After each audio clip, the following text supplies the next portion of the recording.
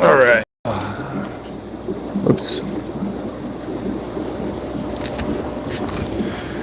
How's it going, everyone? How's the audio? Hopefully it's working right.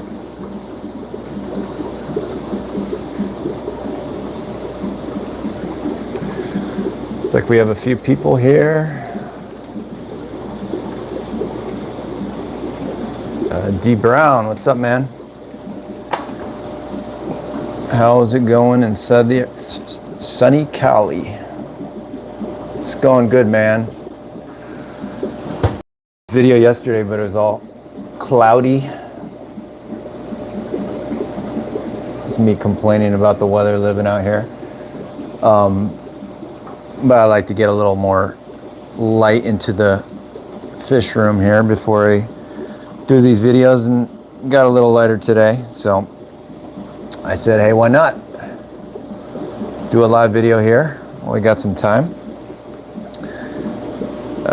Everything in Cali is good. I'm getting that fluctuation of weather here for California, of course, Southern California, of course, where it's going from 60s to 90s. It's supposed to be 90 degrees, 90 something, above 90 on Thursday.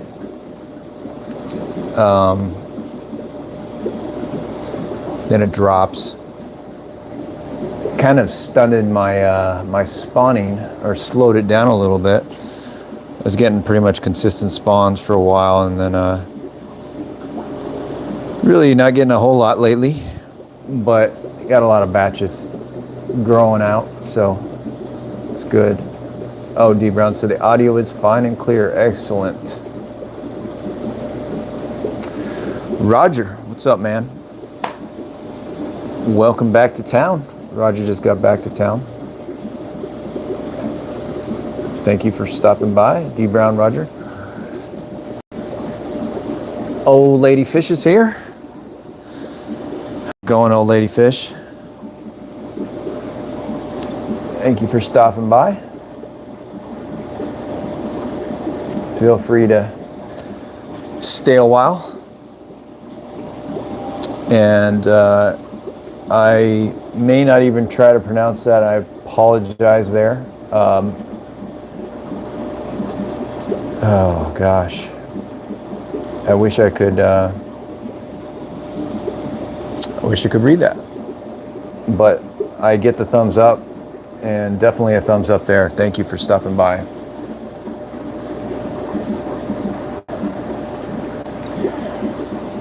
Roger said we were looking for a house. Oh, cool.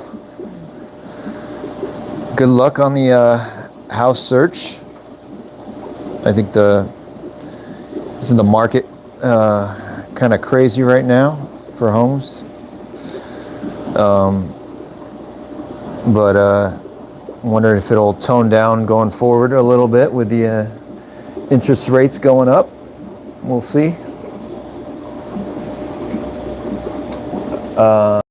What's up, John? John from Baltimore. Thanks for stopping by, John.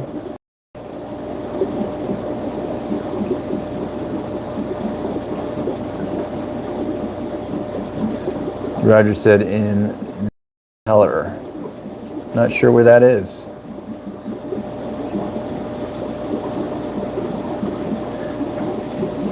Mujahid the Magnificent. How you doing, man? Thanks for stopping by.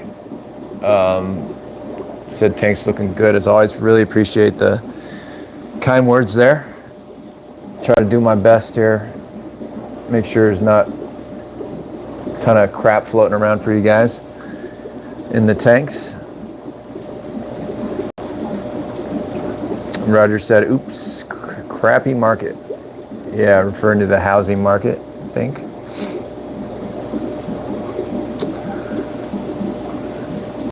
Mujahid said, those blue Texans are really nice. Thank you, man. Definitely one of my favorites in the fish room. I'll zoom into them here better, try to get some of the glare out here in a second, but let me just give my normal live video introduction. a lot of you guys always come to these, and I really appreciate your support. But live video format, there is no format. This is just, I guess you could say, just a hangout. A hangout. Let's talk cichlids. Let's chat about anything. There's no nothing scripted, nothing written down. Everything's on the table. If you want to see something in the fish room, I have no problem going around to the tanks and checking them out, showing what's going on, whatever species, also whatever topics. I know in the past I've always said that you know, my normal videos, I only really have covered my fish updates, you know, in the past, but you may have seen this past week I finally did a product review.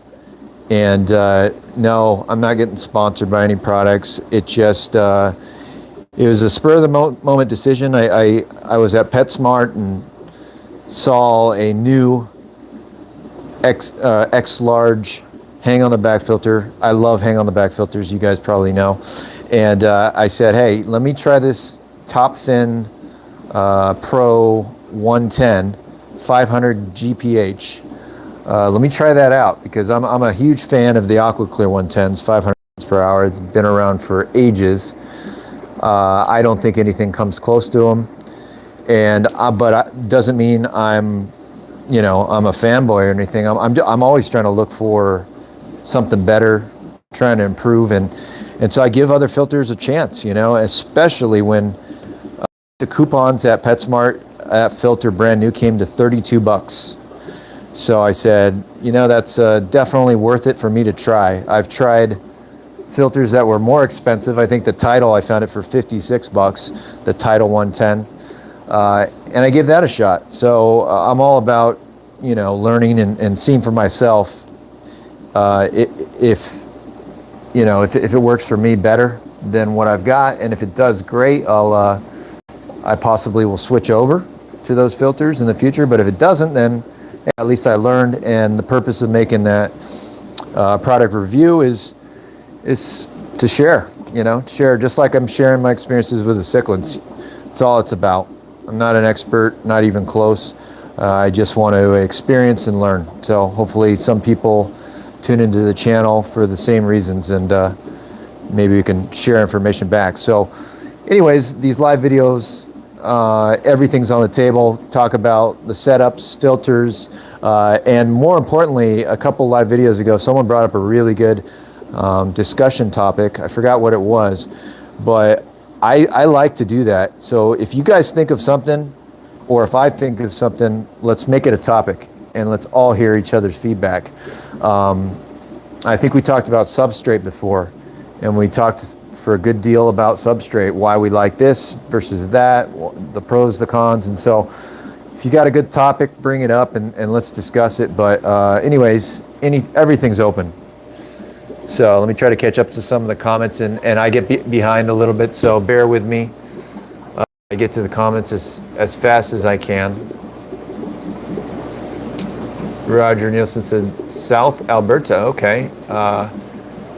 Of dinosaur fossils, quite little town. Okay, that's where you're looking for that home. Well, I wish you good luck in finding it. Hope it has a good size fish room built in.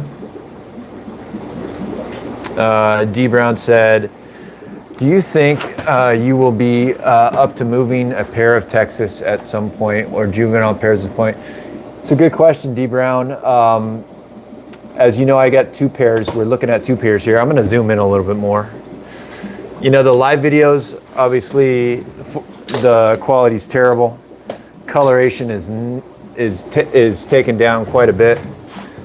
So try not to judge based on this video, but you can go watch the other videos if you want, where I do it on the on species updates.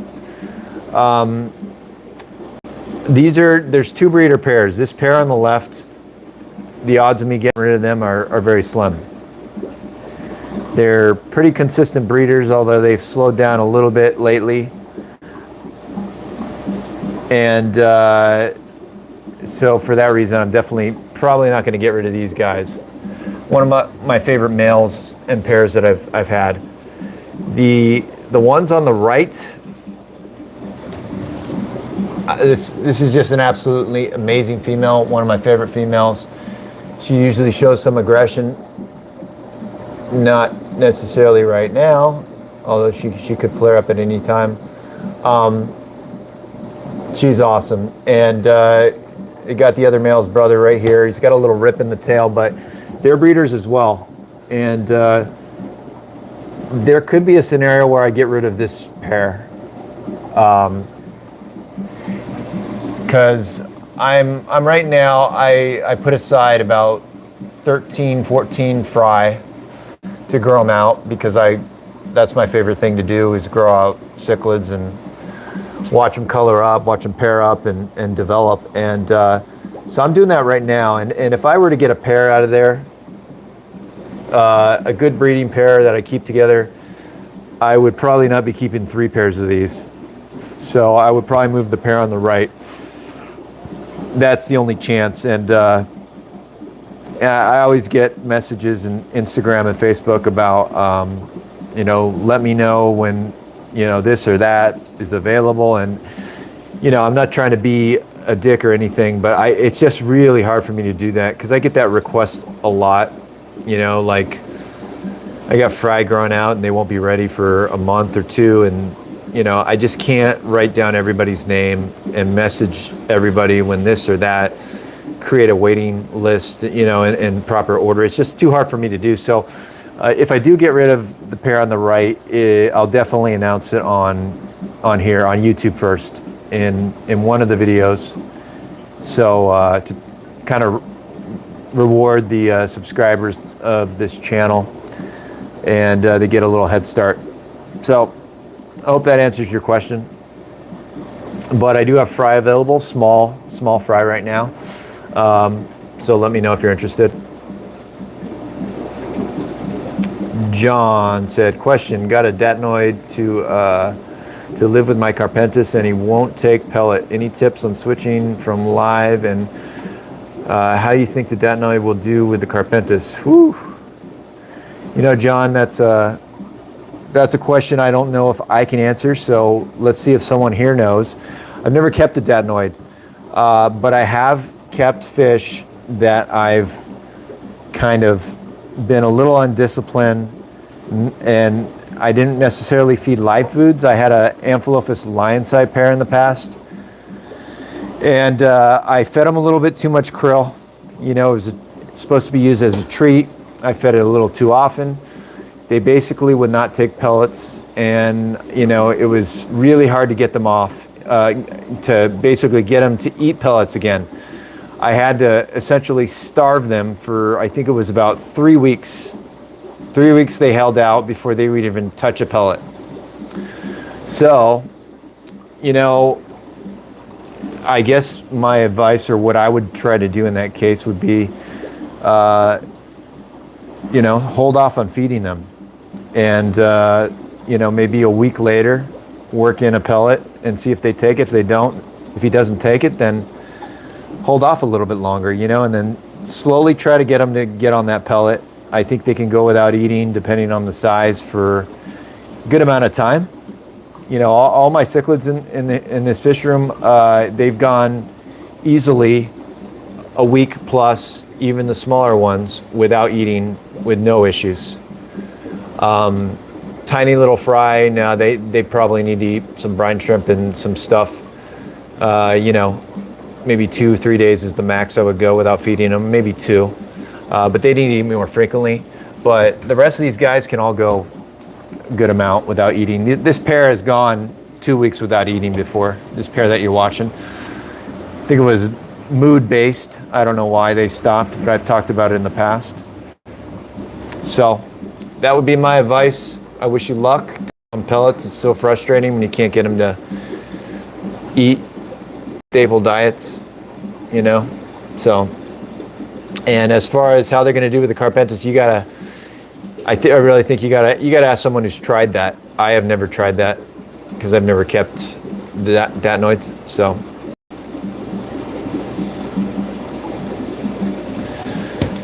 and just said, let's talk about hunger striking fish. Yeah, I think I just did. You know, I gave a few examples of how I've had pairs do that. And then, you know, some of my older fish, like my Parachromis multifasciatus, which we'll go down and check out just for a second here. Let's get this light on here. This guy, try to get this light on. All right. This guy down here will not eat many pellets. He's only eating my my Odohini pellets, and he eats a little bit of bug bites and krill. He doesn't like the other pellets.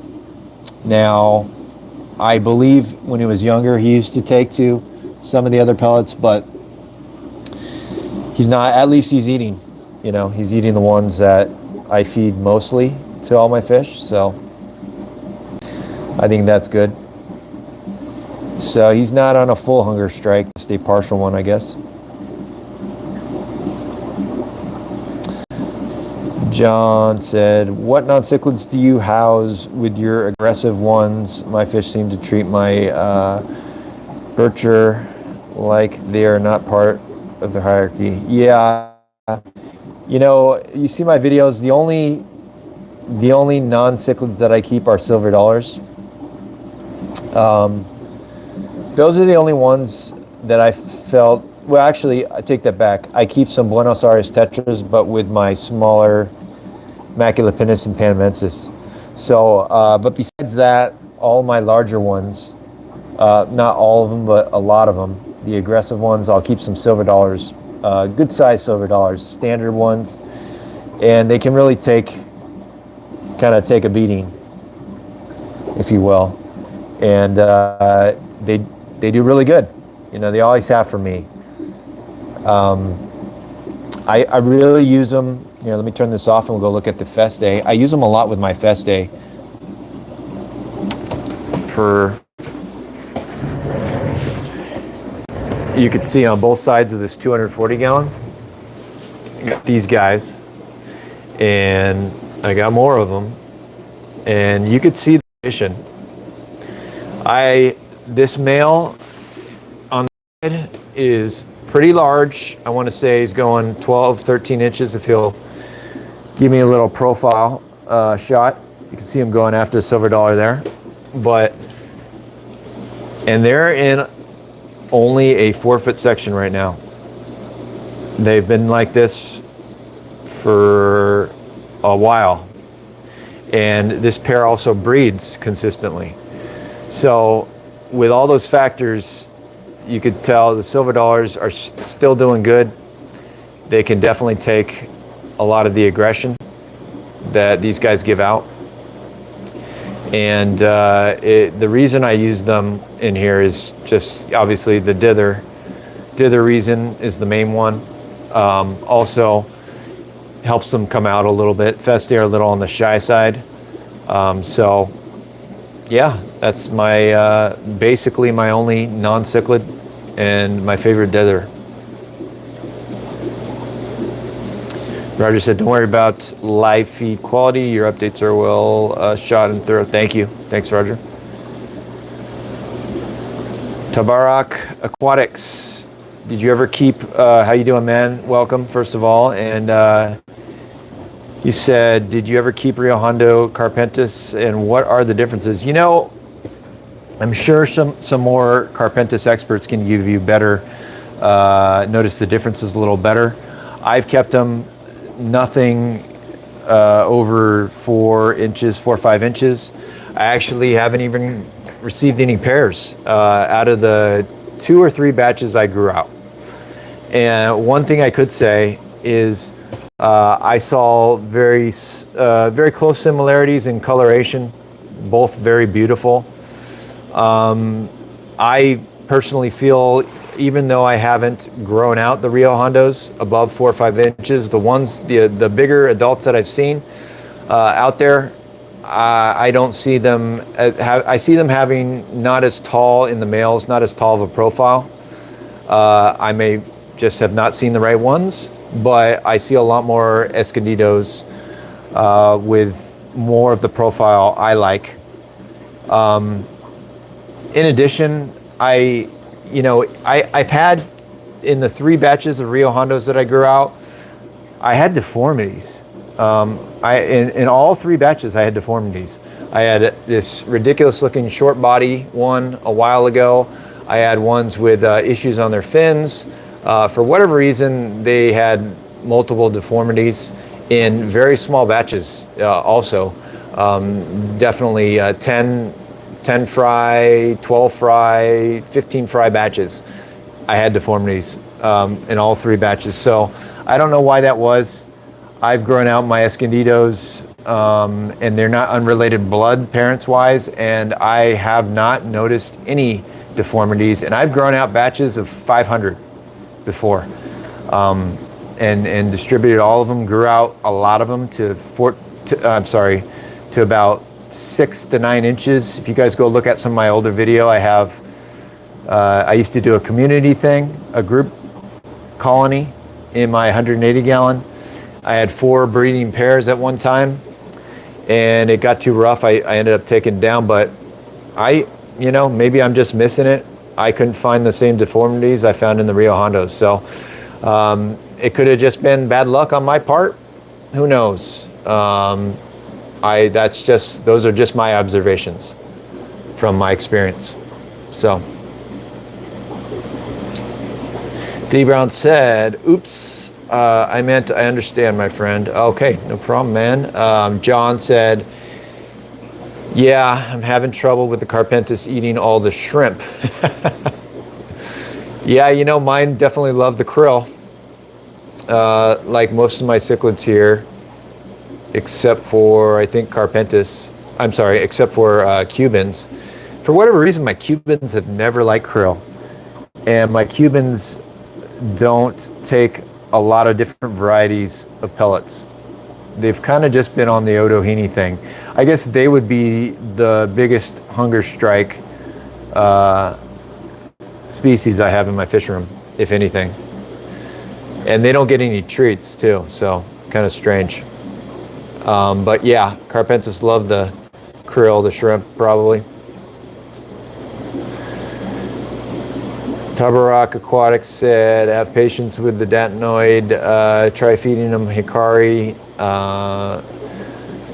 Vibrobites. I have 5 of them, never had any problems. Okay, there's some good advice there about the datinoid issue. Patience, I think, was the key word. They'll probably come around. They'll get hungry enough.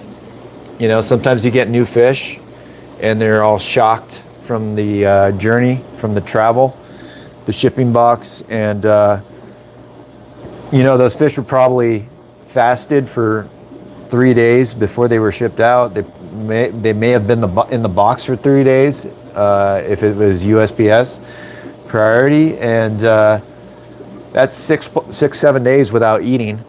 And then they're in shock, from the transportation. And, sometimes you just got to let them come around a little bit. So also the Carpentis, maybe some stress from that. I'm not sure who's got the upper hand there, but that might be something to keep an eye on. Yeah, Roger said, hold off 2 weeks on the feeding. That's good advice.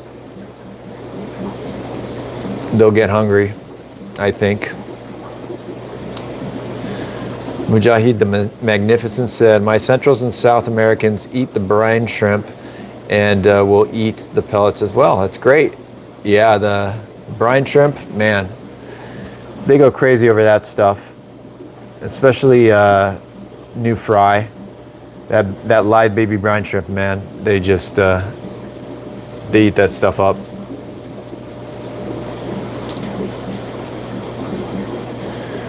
Tabarak said, John, trust me when I tell you Hikari Vibrobites will do it for you. I got to look into those. What's up with the Vibrobites? I don't know that I've even heard of those. But now it's come up a couple times. Maybe I'll have to try them. I always like to work in as many pellets into the equation as possible so they don't get hooked on one or two foods. John said, thanks, I've noticed him chasing the pellets from the wave maker. Hide the magnificent. My Jack Dempsey would start eating his tank mates. 2 green terror, 2 Texas Cichlids, 1 blue Acara, 1 green terror, 2 polar. Wow, lots of stuff in there. $8 silver. Edward Hanson, what's up, man? Thanks for stopping by. Edward says, what's up, man? The Festae and Carpentis I got from you are doing great. Thanks again. Any updates on the Cubans? Yeah, Edward. So I saved it for my live video like I always try to do, or a regular video, whichever. When I announce stuff available, give you guys the heads up first. Yep, Cubans are going to be ready. They're ready now. So let's go take a look at them. And the garage is open. So I'm rolling around here on my chair. Bear with me. So let's get in close. You guys can see the size of these guys. I would say, you know, I'm going to be on the conservative side, list them 3/4 of an inch to an inch, but there's definitely a lot of inches in here. So Cubans are ready. If you guys are interested, let me know. Not sure if the size is coming out the way I'm seeing them, but they are definitely that size that I'm looking at. So thanks for asking about the Cubans. John said, okay, good info. Got one more. I separated my Trimax as they were growing due to aggression. Need tips on reintroducing. Should I do male to female tank? Let me see if I understand your question, John, here. Separated my Trimax as they were growing due to aggression. Need tips. You know, the Trimax, John, I had that big pair and I was able to keep them together fairly well, but I know Trimax are incredibly aggressive, and especially there's a big size difference a lot of times with the male and the female. I would definitely do a divider. And I see a lot of people doing this divider with the hole in it. You know, you get that, this kind of divider right here. And you kind of cut a little hole in this thing big enough for the female to go through, but not the male. And so she kind of has her sanctuary where she can, you know, go and hide. I was going to try that before I decided to get rid of that pair. I think it might have been a good long-term solution, but in my case, I like to use these acrylic dividers. I just have this thing kind of still in this tank, even though it's not even being used, basically. You know, it's so much more low profile, so much cleaner look, and better for show and for video. You know, I kind of introduce and then separate. You can kind of do that, or you can do the hole in the divider thing. That's what I would try. You know, let her get comfortable on her side, and you know, put the divider in there with the hole and watch and definitely observe and keep a close eye on that. So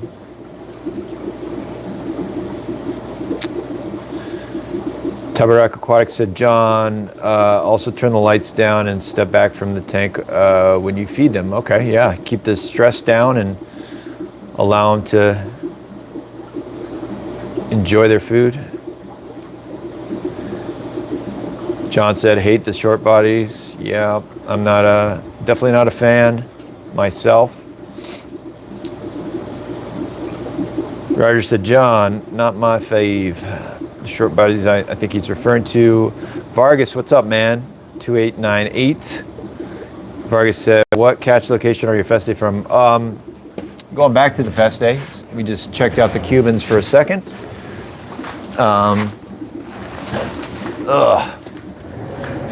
My Festae are from Rio Gaius, so you can go watch. I talk a lot about them, and you can see them much better in my in my videos that I do on them. But this is a wild caught pair from Rio Gaius, and definitely one of my favorite pairs that I've kept. And we can go around this fish room if you want, because I got lots of Festae stuff happening. Not just in this 240 gallon where I have my main breeder pair, but I also have 3 more wild caughts in here, 1 male and 2 females. The male's hiding back there. Go check out my video. I am able to show them off a little bit more. And they have 2 females. This one's not colored up. The other one was more colored. But the male on this side has only spawned, I think, 2 or 3 times. And he's not really stuck on either of the 2 females. He's just kind of an extra. And I've grown him out from 1.5 inches. And so he's kind of like a backup until I possibly get an F1 pair going. So that's a project that I'm working on. And we'll go check those guys out, because I got a couple different bloodlines growing out. The fry off of this pair are the ones I'm not actually growing out for myself right now. They're the ones that I got the fry available. So if you're interested in fry off these guys, you let me know. But we'll go around over here. I'm gonna have to get in here. They're all skittish, you know, Festae are, and then especially with the garage door open.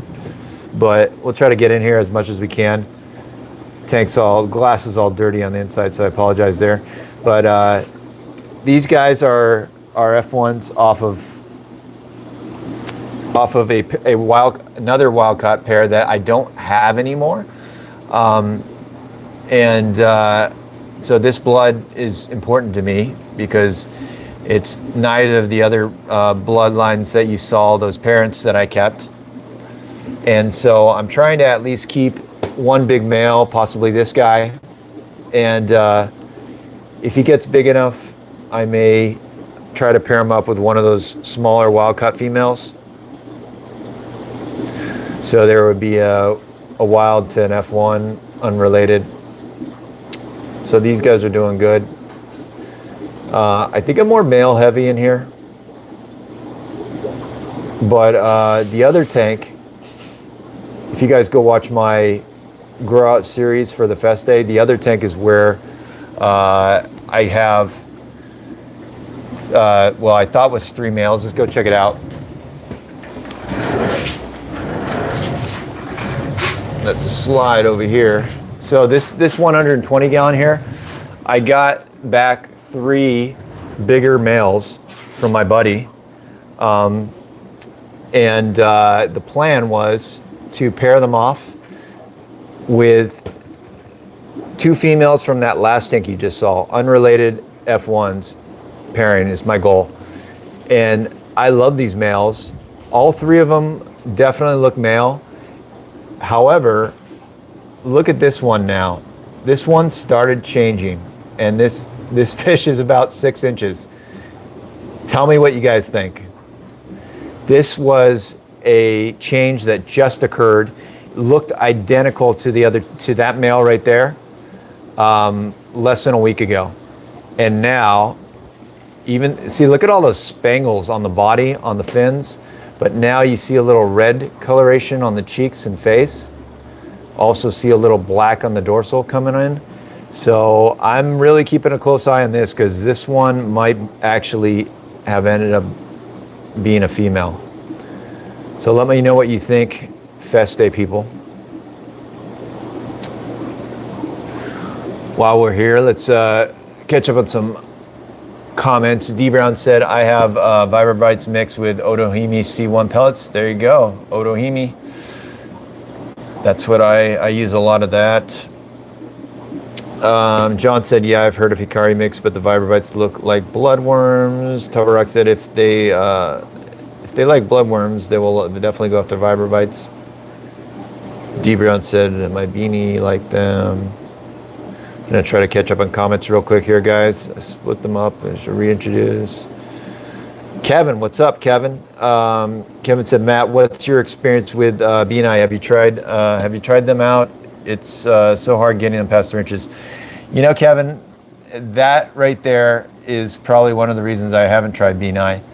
I'm wondering if the reason you haven't gotten them past 3 inches is that due to bloat, and that would be my concern. You know, I've always kind of wanted to. You know, I dabble a little bit in some of the sensitive species initially, and I've fell on my face so hard that I'm a little bit wary about trying others. And with Benign, bloat is an issue, apparently.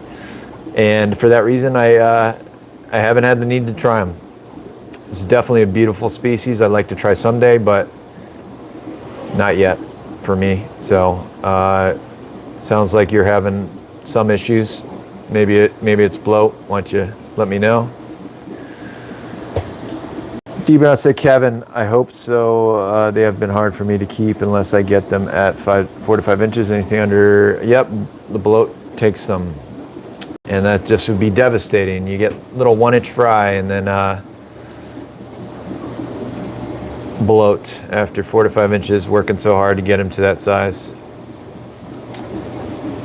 Kevin said, I think it's down to diet. Tabarak said, I love your Freddies. I need to get some from you. Yeah, you know, the Freddies, they have obviously really slowed down on the breeding. I very rarely get a spawn that the male does his thing. And I'm kind of planning for it because I have about 25 grow-outs. They're not coloring up yet, but we can go check out the size of them just to give you a reference. Because obviously when I do these grow-outs, there's no way for me to keep a lot of them. There's no way for me to keep most of them, actually. I'm going to get in real close. That's the size of the multifasciatus or fry that I'm growing out. Definitely some around 3.5 inches in there. That's one of the bigger ones. Yeah, just growing them out, kind of like a backup to my pair, who is pretty old. And you don't know if that male is going to last much longer. Also don't know if they're going to breed again. So I'm kind of preparing for that. So hopefully I will be able to work on getting a pair, and then I'm going to have like 23 of these I got to get rid of. So they'll be available. But as of right now, I do not have any small fry.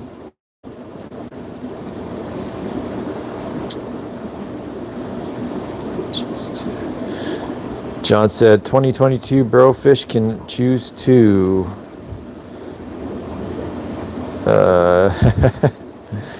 It identifies as a short body. You're right about that. Definitely things are different in 2022. John says, as long as it don't start claiming Carpentis. Exactly. Vargas said, if you want to get into Benign, I hear the Escondido are a more hardy variant. There you go. That's good info. I wouldn't be able to vouch for that, but I can definitely try to sneak up on this Stalsbergie, and no, he's gone. Anyways, come on guys, come out and play. So let's get back to the tripod for a second here. Relax my shoulders and catch up on some comments. Kevin said, I've lost 5 so far. I think they're species only. D Brown said, Kevin, if got Facebook, look me up. The struggle is real. Yeah, that's a tough one, man, with Benign. Such a beautiful species, and got that issue. I think also the Haitiensis, the Black Nasty, it's another one that I've kind of stayed away from because of that reason. I think they can struggle from the same issues. I don't know if it's as bad as the Benai, but yeah, I haven't really dabbled into some species like that because of that reason.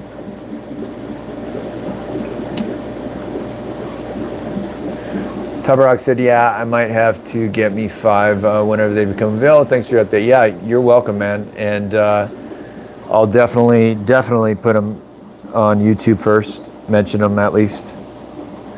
And you could see they're in the 75 gallon and they're in the 2 to 3.5 inch range. You know, their growth might force my hand and make me have to sell them sooner than I want to. And just because of the size of the tank they're in. And I don't know if I'm going to be able to give them like a 180 or anything, you know, to really let them grow out. So I might have to move them sooner than later, unfortunately. D-Brown said, if Matt won't keep them, then I think I am done if I lose these. Yeah, don't beat yourself up, man. Everybody's got a different situation, you know. I've tried some species like the yellow Labradans. I lost all of them to bloat in the first month. I was kind of bummed. Really beautiful species, but very tough to keep alive. And you know, everybody's got different water parameters and this and that. You know, I was also told that the Panamensis have issues. I know people have lost a lot of their Panamensis to bloat or whatever. So when I got my 5, I got 5 small fry. I wasn't expecting anything out of them. I was even thinking I was going to lose them. It came with another order, so it wasn't even about that species. But they've done nothing but thrive in my fish room, my water. And I don't know why. You know, I have very hard water, high pH. Maybe that's what they need, but it's they've done really well here. You know, I know some people have issues with macula pinus. They've done well here. So you never really know. I guess every species could be a little bit different. I try not to classify everything as sensitive, and then stay away from anything I group as sensitive, because then you would never know, you know. I would never have tried Panamensis, I guess, you know, just because I've heard some stuff about it. Islanum, those can bloat. I cannot get those to bloat whatever at any cost. I feed them Otohini strictly, and Otohini has a 15% fat content. I know people have said you got to feed them low fat and this and that, more veggie. Man, I don't do anything with those. Even at fry, I don't lose them. The batches stay alive. I don't have die-offs. They're easy for me for whatever reason. Could just be luck. So you never really know. So try not to give up, you know, on tough species. You got to actually try them out, you know. Yeah, Kevin. Okay, good question. What is my main cichlid pellet? So let's go over here, because I was just cleaning out my little food tub today.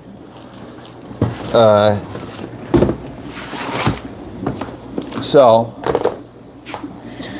I usually, you know, this is like a 2-foot by 18-inch tub, and it's got various different foods in here, and I do a lot of flake foods for my smaller and my fry. You know, I really like this one for a lot of the fry that you guys see in here and are getting from me. I use this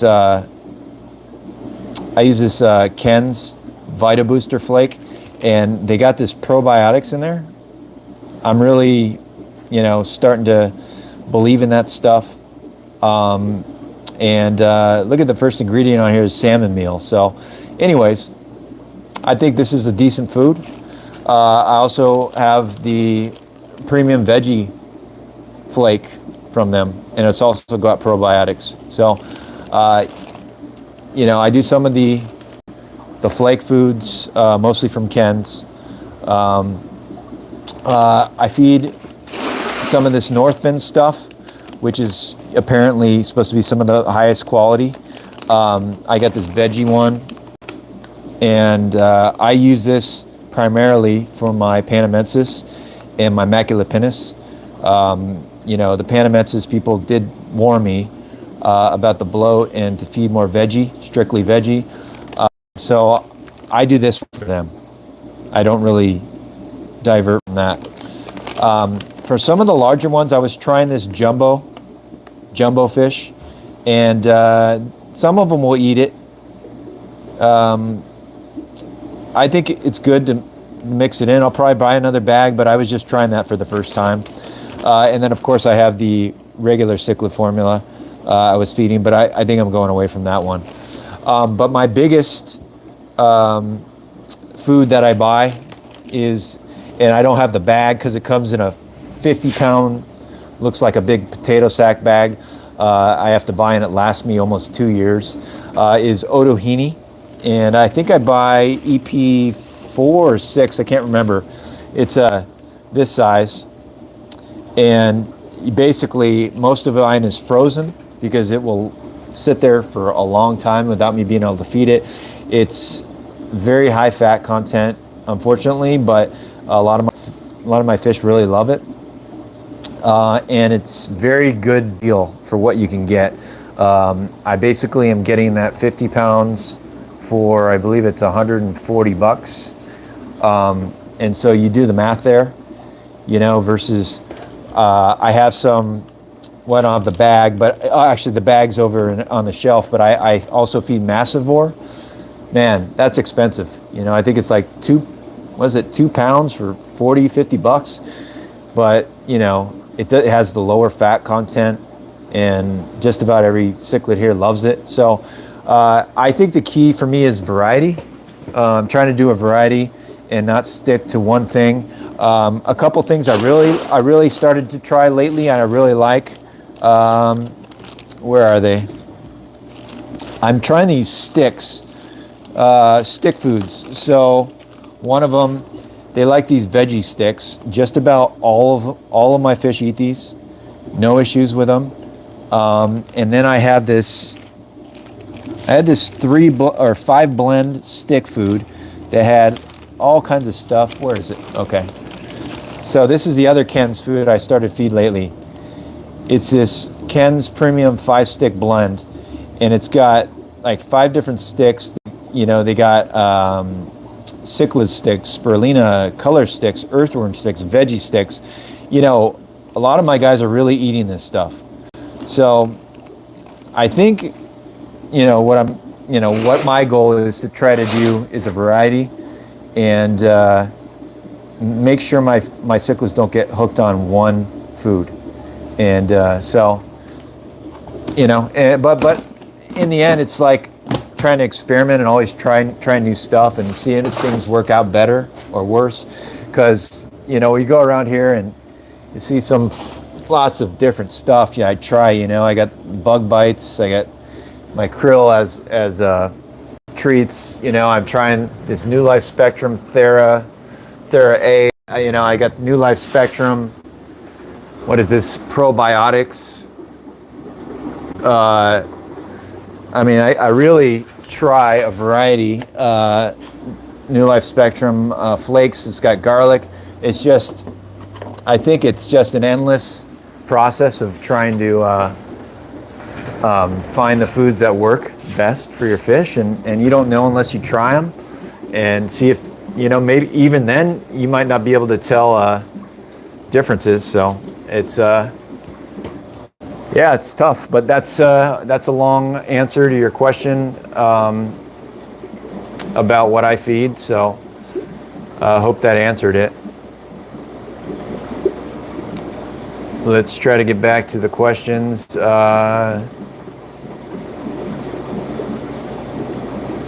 Vargas said, Benai, Hidiensis, and Gramotes all have the same issue.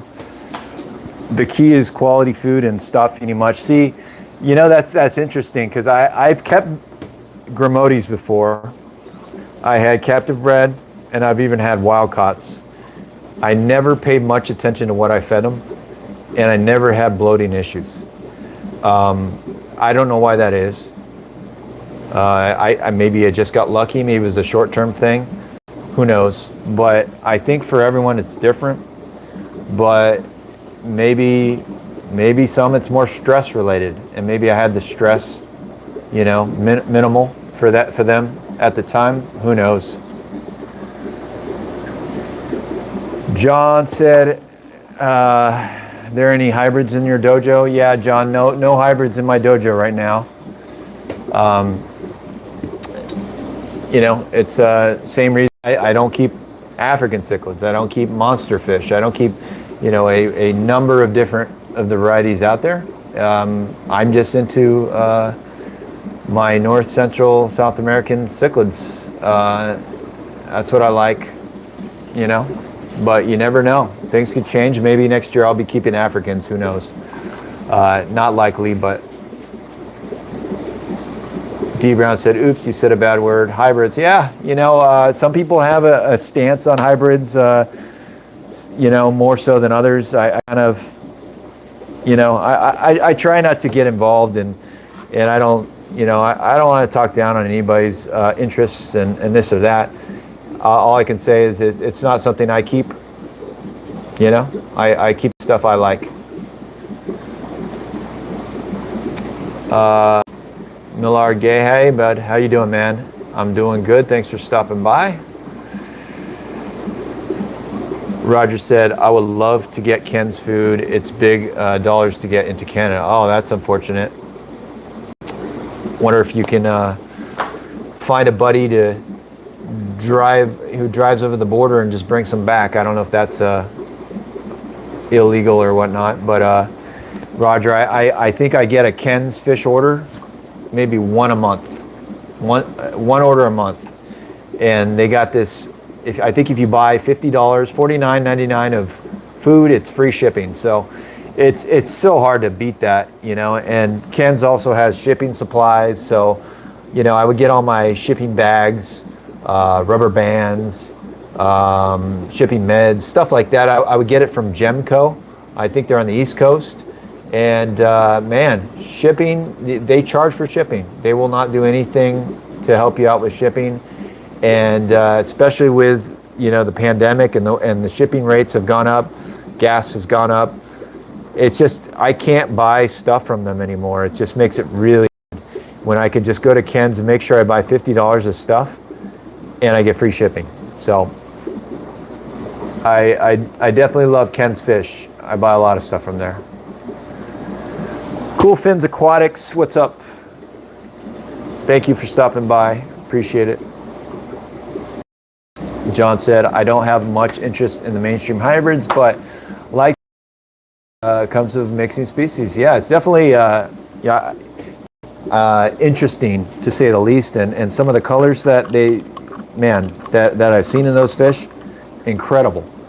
You know, I'm not, you know, a lot of the species I keep, it's not just about color, but you know, if you're into that, I'm sure you know, hybrids probably caught your eye. So,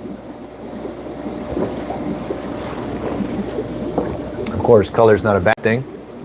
I love a lot of my cichlids that have color. John said my hybrid doesn't identify at all. Ooh, all right. Roger said, jumbo fish is way better ingredients than cichlid formula. None of my fish will touch cichlid formula. Okay, to know. Yeah, the jumbo fish. Yeah, I like that stuff. You know, I might have to get a bigger size because the one I have right now I feed to my medium and large fish, and it's kind of small. So I might have to step it up on the next bag and buy a bigger size if they make it. Tabarak said, my true parrots love the Northfin veggie pellets. Yeah, Northfin veggie. You know, I can't get some of my cichlids to eat Northfin, but the ones that I do, they eat it. They eat it really good. And You know, looking at the ingredients, I think it's hard to argue against them being top quality. So they seem pretty good to me, and you definitely pay the price for them. So hopefully they are as good as it says. Otherwise, your money's kind of, you know, you're not getting enough for the money. Tabarak said, extreme big fellas pellets are awesome. Yeah, I love to try extreme. I think I was going to order some on Ken's Fish not too long ago. I forgot what happened. Maybe they were out of stock at the time. But I would definitely be up for trying some extreme pellets. See if I could work that in also. Millard Gay said, I have red tiger motas mixed with blood parrots. Interesting combination. John Kilpatrick said, bug bite is trash. Yeah, John, you know, I'm trying them. But guess what, John? Since last, I'm trying these. I'm trying these guys. Northfin Bug Pro. And the thing about Bug Pro versus Bug Bites is I think the Bug Bites are very high on fat, but the Bug Pro is low. I think this Bug Pro has only 5% fat. So, you know, I kind of use this on my treat day, my Bug Pro, my krill, my bloodworms, and yeah, those three I would use it for treats. And yeah, I wish, and maybe you can tell me, does the Northfin Bug Pro, is it offered in anything larger? Because the little canister I showed you right there, they're tiny. My Festae, my bigger Festae won't even see it. So hopefully there's an option for that. Roger Nielsen said, John, I'm having good luck with Bug Bites Veggie. Bug Bites Veggie?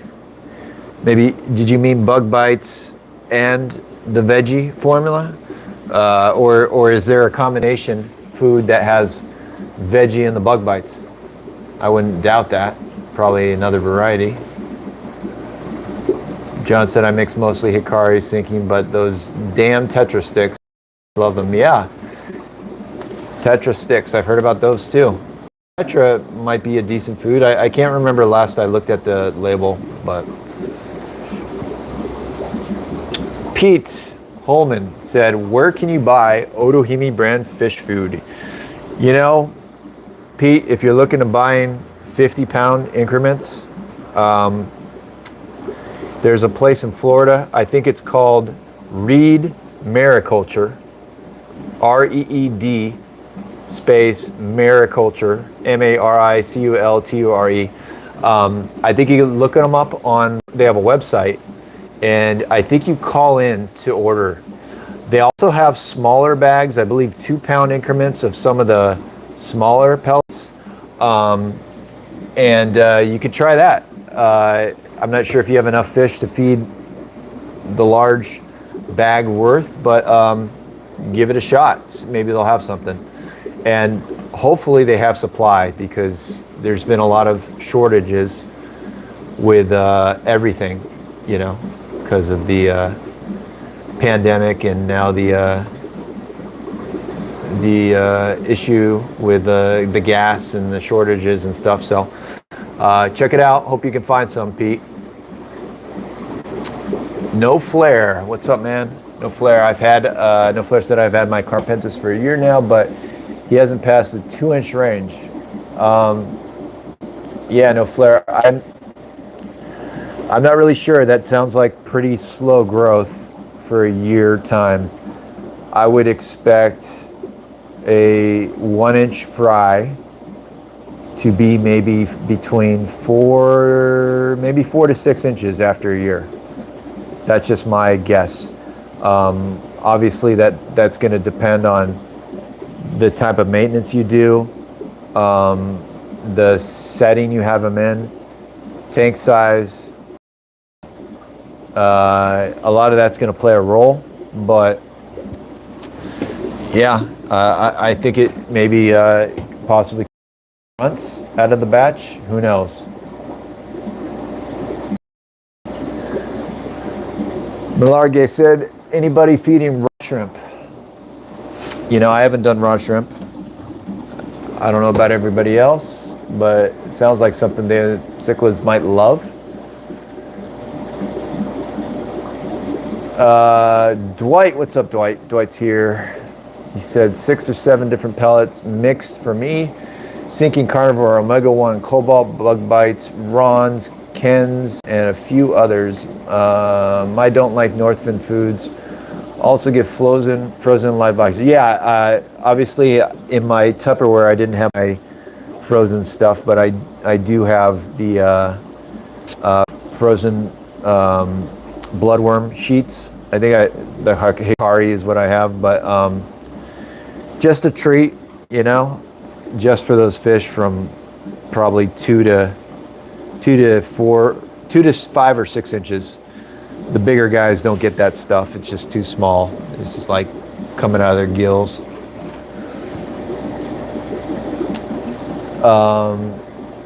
Yeah, Vargas, hybrid Islanums, I guess, is apparently, I think it's the theory, or I don't know if it's been proven by genetics, but the theory is it might be a cross between the Benai and the Trimac.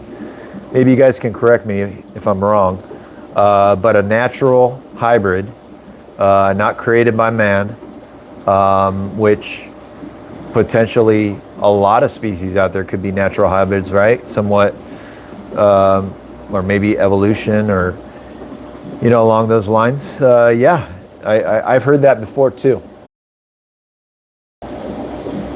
Sean, what's up, Sean? A live show. Indeed. Sean said, Matt, my man, I'm a big fan of mixing a few foods together as well. Yeah, Sean, I think, you know, there's so many reasons why you don't want them to get stuck on one food. Obviously, you know, they'll get very picky. And what happens if there's a food shortage and you can't find your brand for 2 months?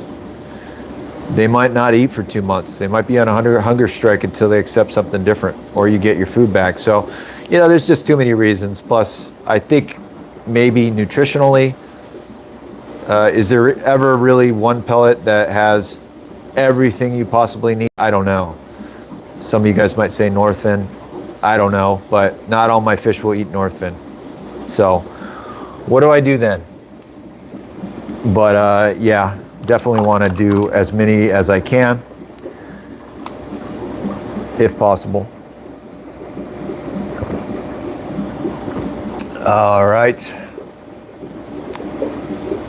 Kevin Hill said, take it easy, Matt. Keep up the videos. Adios, amigo. Take it easy, Kevin. Stopping by, man. Really appreciate the support. John said maybe they're grass-fed, free-range bugs. Possibly. You know, the earthworms. Any of you guys feed earthworms to your cichlids? I don't. I know a buddy in the past who lost multiple fish due to earthworms.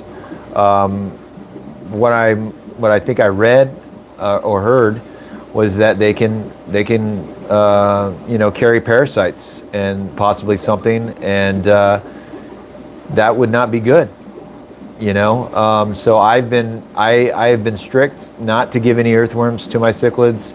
I go dig them up in my planter boxes in the backyard, and I go fishing with them for trout and stuff, but I don't feed them my cichlids. Also, crickets. Crickets would be another one. You know, I know you know, I used to keep a lot of, you know, tree frogs and firebelly toads and stuff when I was little, and, you know, you're feeding them crickets all the time, buying them at Petco and PetSmart. I get crickets around here a lot. You know, I could find them in my garage all the time. I can catch them, and I do not feed crickets to them, although it might be safe. I just figure if there's a possibility they could be carrying something, I don't even want to risk it. So what's everyone's take on feeding earthworms or crickets? Let's say the ones you find in your backyard Do you feel that's safe? Do you feed them? Or have you had bad experiences doing that in the past?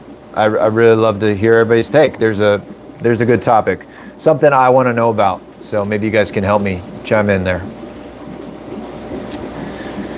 Sean said, I'm currently using Tetra Granulates, NLS Algae Max, and Hikari carnivore pellets. Everyone eats. That's awesome. Sounds like a good mixed diet for your fish. High quality foods there.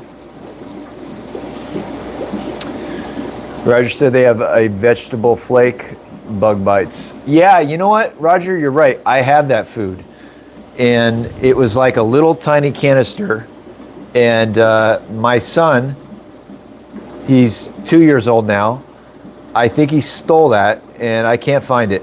And I think he's done that twice. So I would kind of leave it on a tank at the bottom and he would take it from me. So I totally forgot about that food until right now. Because I did like that food.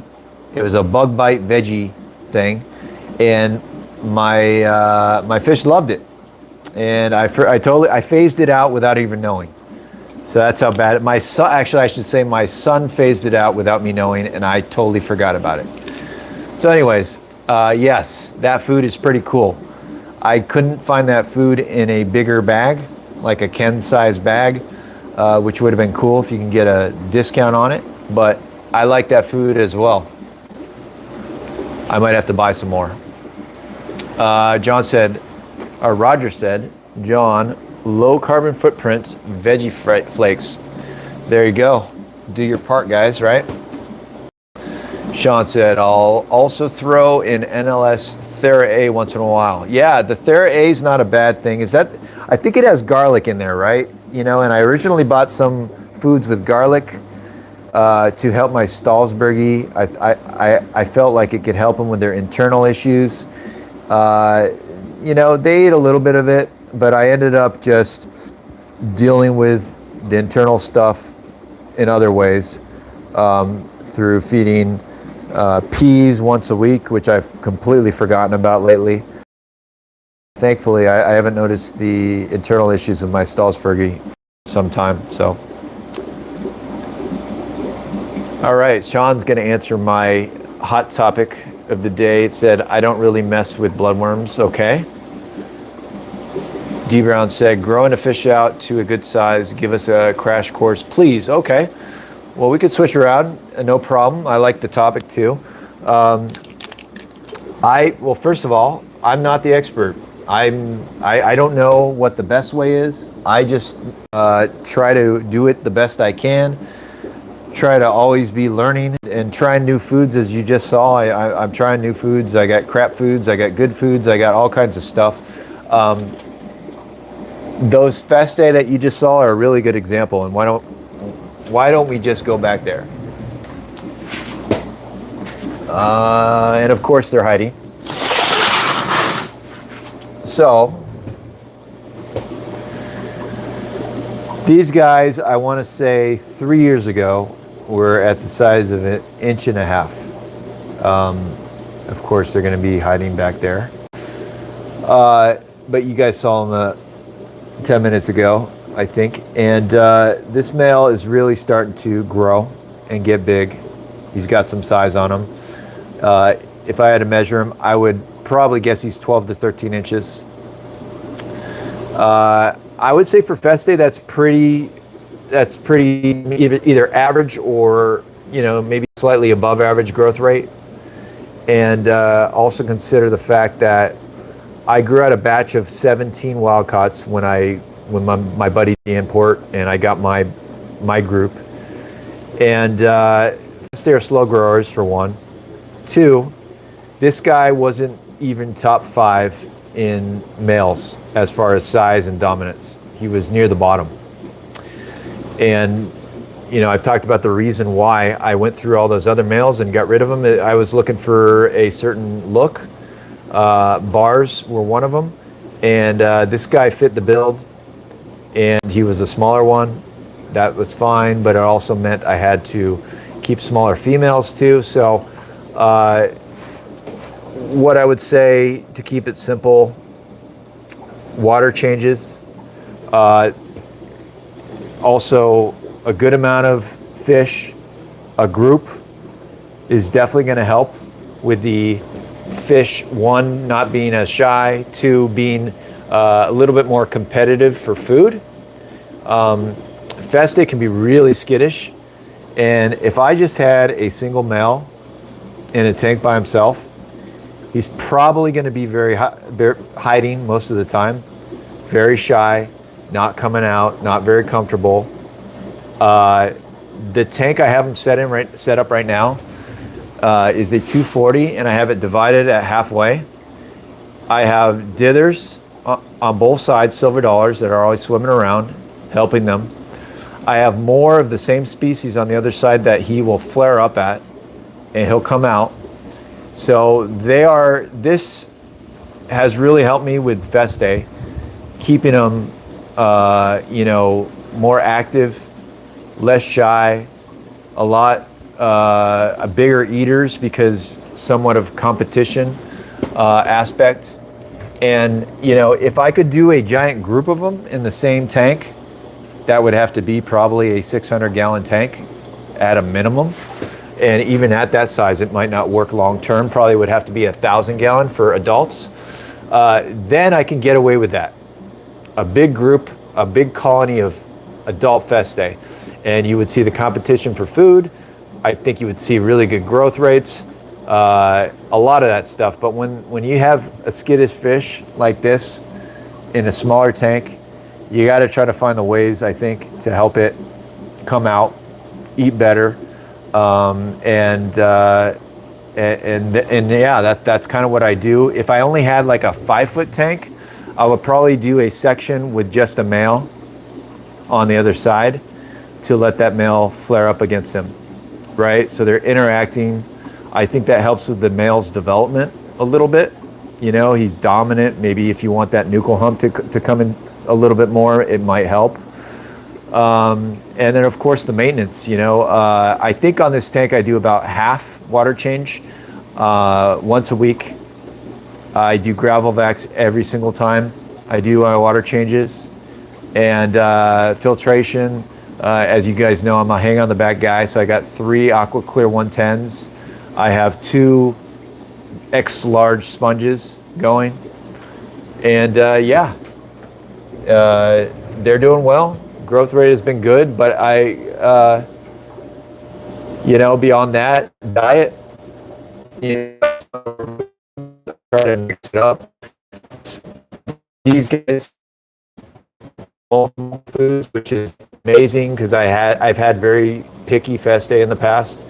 They eat the Otohime, really good. They eat the Massivore. They eat those 5-stick premium blend from Ken's food, good. They eat the large cichlid Northfin, good. They eat treats. They'll even eat the flake that I throw in here for the silver dollars. So very big eaters, and wild-caught Festae I've had in the past have been very picky. This guy himself was a little bit picky earlier on, and I think I've kind of stuck to it to get him on a good diet. I feel it's a good diet, and I think maybe that reflects in the growth rate. I'm not sure. So hopefully that answered your question, D. Brown. That's just my opinion. I'm sure everybody has their own take on that. Dwight said Ken's spirulina and earthworm flakes are also a great choice. I like Ken's because flakes are very large, high quality. Plus, the flakes from Ken's, they're literally not broken down, and the way they ship them to you, they ship them in the box you get. You also get internal boxes to make sure they don't get broken up, and so a lot of your flake, when you haven't gone through it a lot, it'll be in large flake increments, so it's really good. Some of your bigger fish can enjoy it too. Sean said, man, my fish absolutely love those tetragranulates. LMAO. They love them. Yeah, tetragranulates. That's interesting. I don't know if I've tried those. Sean said he seconds Ken's spirulina. Very good. Yeah, and I think I had the spirulina flake and the spirulina sticks. I'm on a veggie stick now, but maybe my 5-stick blend has some spirulina stick in there. Sean said all Ken's food is pretty good, to be honest. Yeah, and they not only carry their own blends, they have, which are a just tremendous amount of variety, different types, different sizes. Man, yeah, you can just really add so much to your cart that you want to try, you know, when shopping on Ken's. You know, you would think I work there and I'm getting some kind of kickbacks here, but I don't. I just really love ordering there. In addition, they have all kinds of stuff. They have, you know, all the main brand foods you can get, and sometimes you can get them, you know, cheaper. I'm always looking on Amazon, and I'm looking there, and sometimes they'll be cheaper on either or. But yeah, Ken's a good place. Old Lady Fish said, I don't know if you updated analytics. I stepped away. You know, I haven't. Old Lady Fish. I'm going to show them here just briefly. You can see the male and the female right there. I'm just waiting on that. I'm looking on their fins. They're very old. I got them from a buddy from his group, his colony, and I kind of have them on a bottom tank right now just to see if I can get this pair to get on track and start breeding. But not a whole lot of progress from them. They obviously don't have the nice setup with substrate and background and everything, but they dropped eggs once and they weren't fertilized. Hopefully this male can do his thing next time around if they ever do it. But yeah, they're just kind of on the bottom right now. That's all. Nothing good, nothing new to report. But we'll see going forward. I really want to do kind of a group of them, and I have another friend who gets consistent spawns. The problem is he's not able to keep the fry alive, but I think he's doing a little bit better, and I may get a batch of 30 of them. If he can get them to an inch and a half, I'm gonna buy those, and I'll probably put them in a top tank and do a colony. And that's when hopefully I can really show them off. But we'll see. In the meantime, I'm going to see if this pair can get me a batch of fry and try them out. So I'm looking forward to the challenge. I might have the same issues. I might not be able to keep the fry alive. I don't know. But this pair hasn't given me the chance to try yet. So we'll see.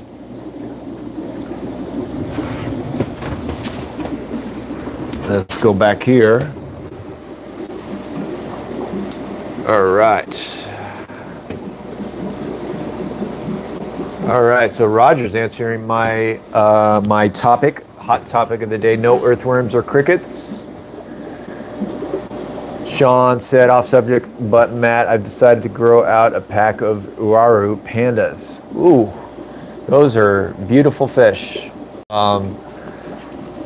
I don't know a lot about them, never kept them, never even thought about keeping them, but I have heard from a buddy that you have to, well, he had to use RO water because I think they develop hole in the head or something like that. I don't know, do they need a very low pH, softer water? I'm trying to remember. Maybe you can tell me what research you've done on them, but yeah, for that reason, I don't think they would be candidates of a species I would keep here because of that situation. My water, extremely hard, very high pH, probably wouldn't do well here. But I wish you luck. I think they're beautiful. Roger said, lost fish like your friend did. Yeah. With the worms, Roger had a bad experience, unfortunately, with feeding the earthworms. I'm guessing, Roger, they can carry parasites and stuff, and that could get your fish. So why even try? You know, why even bother? Even if you fed it, it should be treated as a treat. I don't know how much nutritional value is in there, but You know, I just figure I'm not going to risk it. Crickets too, I'm not risking it. Tabarak said, my fish love the bug bites spirulina flakes. Yeah, you know, where is that thing? You know, now you guys are talking about this, that food, that flake food, which I really liked, and I forgot about. It's probably been 6 months since I remembered where that thing was, but it's got to be somewhere. So after this video, I'm going to go look at that little canister of bug bite spirulina flakes, because those are pretty good. And it was low fat too. So, you know, the bug bites usually have a higher fat, I think. Tabarak said, I feed earthworms to my fire eel and my gold line knife fish, but not my other fish. Okay, so no issues, I'm guessing, so far. Sean said, watching their behavior the last week has been super entertaining. The pandas, that's cool, man. It's a very amazing looking fish to watch. I love to see a video on YouTube when people post them. John said, yes, worms can, often I cut them and swirl them in water to remove poo, but now I'm sketch, never tried crickets. I'm in Baltimore, we got roaches. Oof. How would the roaches do? Yeah, I don't know about that. Daniel Park said, started using the Petco brand Imagitarium Cichlid pellets, I'm saying that wrong, with pre-probiotics. Ingredients seem to be on par with omega-1 and New Life. Interesting, Daniel. Maybe I'll check that out. It's a Petco brand pellet. Okay. That's worth looking into. Sean said, luckily my pH here in NYC pH very low out of tap. That's great. Sitting at 6.5 with 0 buffers. Whew. Yeah, Sean, my pH out of tap is 8.2. So a little bit higher, I guess you could say.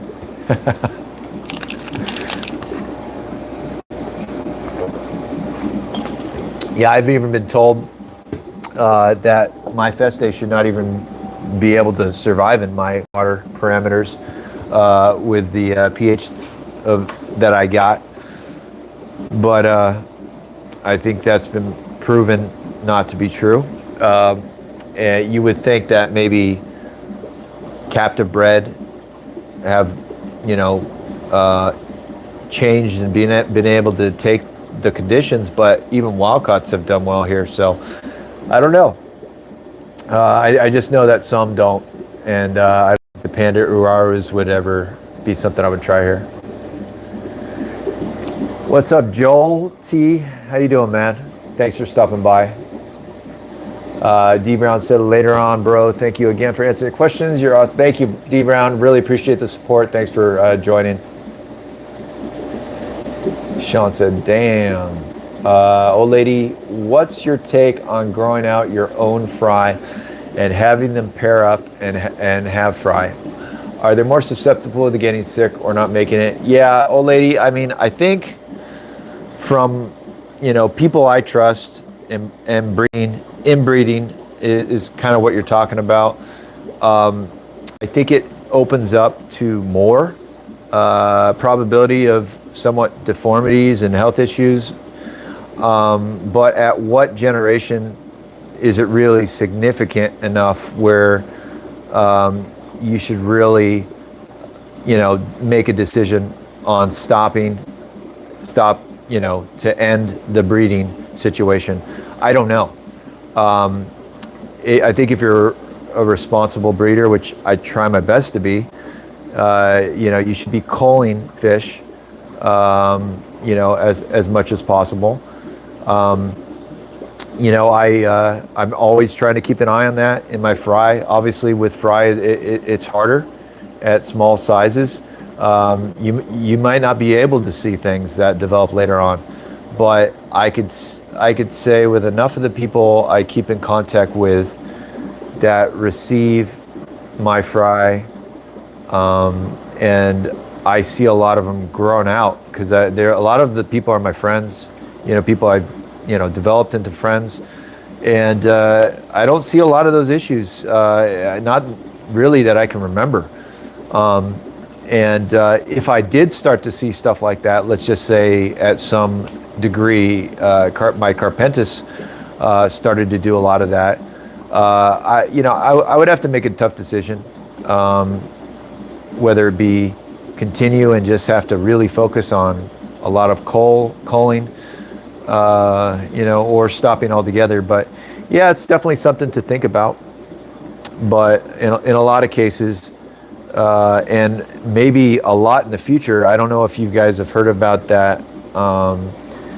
I forgot what the bill was or what the act was that was going to, a lot of people putting it, end our fish hobby, and a lot of animals in our hobby, where it would make, I think when I read it, it said it would make all species illegal to import. And then they would need to do studies on a species basis to see if they could allow those species to be imported again at a later time. And that study could take a year, 2 years. And so it might mean, if that comes true, it might mean that nothing, we can't get any more fresh blood in the hobby. What are we going to do then? If you want to see Carpentis, Escondidos in the hobby, it's going to have to be inbreeding, right? If you want to see Festae, it's going to be really hard to find unrelated parents to create those fry, because the ones I got, I know other buddies with some from the same collection point. It's gonna come to an end at some point, and it's gonna be inbreeding regardless. So it's just, it's the reality. In certain cases, some species right now, there hasn't been any more brought in. Cubans is a good example. I can't remember the last time fresh Cuban cichlid blood, Tetracanthus blood, was brought into the hobby. I don't know. Maybe I'm not aware. But it's been as long as I can remember. I don't see collection points listed for any Cubans that are available in the United States, at least, for as long as I can remember. So all the Cubans, technically, are they all inbred for the past 5-10 years? Possibly. What's the alternative? Is available? Yeah, it's a tough one. So definitely a topic that it probably takes more more intelligent ichthyologists or fish keepers than myself to discuss. But that's just thoughts that I've had on the subject. Sean said, I'll share a video with you on Instagram. Awesome, Sean. The Pandora's, I'd love to see him. Jill T said, high pH in NorCal too. 2 hours from Oregon. Okay. Yeah. I'm not sure how high your pH is. Joel, is it 8.0 or higher? Roger said, high pH in Calgary. African cichlid and guppy water. Oof. African cichlid. What's that? Is that 9 pH? I don't know. That sounds pretty high. Sean said, I'm lucky with the pH here for my South Americans. Matt, what have you heard about meds being very hard to get here?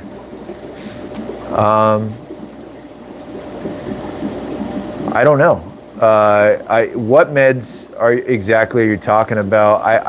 I forgot the medication. Was it Furin 2, which they stopped selling? I can't remember. Or are you talking about meds to alter pH? I'm not really sure. Maybe you can clarify, Sean. Sean said we can't get meds here in Canada without a bed. Oh, okay. Maybe you're referring to, sorry, in Canada. Yeah, that would be tough. Yeah, I mean, I think the medication side of it and sick fish, basically playing doctor, is probably by far my weakest part of the hobby. You know, when I quarantine, I do a wide spectrum, but I think the better thing to do, if I were more knowledgeable, would be to observe and identify exactly what's wrong, right? And then treat with only that medication. But I kind of do, you know, a little internal, a little external, a little bit of this and that. Maybe I could do better. But that would be really tough if I couldn't even get the meds without a vet to give me a prescription. So I guess maybe we're a little bit lucky here in the US. Joel said 8+ on the pH, I think. John said, what the highest you ever grossed in a year selling? I'll keep that number to myself, but all I can say is it's nothing. That number, that number, put it next to my cost. It's not a whole lot different. My electric bill, especially in the past year with energy costs increasing 30-40%, I think it was, is let's just say the cost to keep this place up has my wife questioning things all the time. And it's got me, you know, at the point where I'm always trying to, first and foremost, just focus on covering the costs, right? $400-$500 electric bill monthly, especially during the winter. All these heaters, water bill, 50%, 60% water change on all these tanks once a week.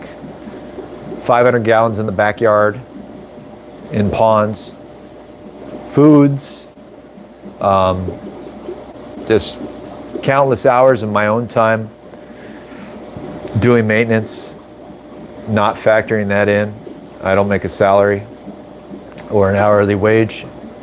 Yeah, all I could say on that is costs are high. Let's just leave it at that.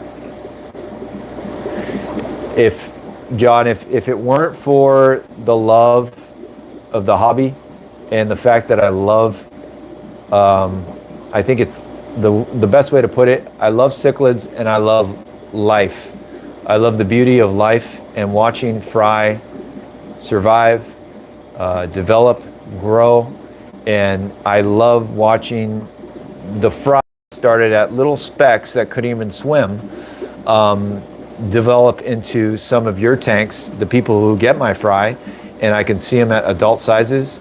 It's just so satisfying to watch and to see the results of that happen.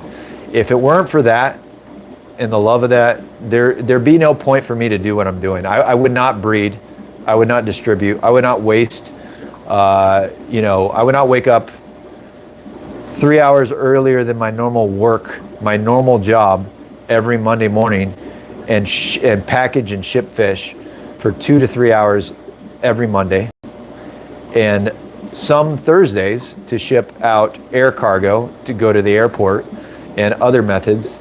I would not be doing that for if it weren't for the hobby being a passion of mine.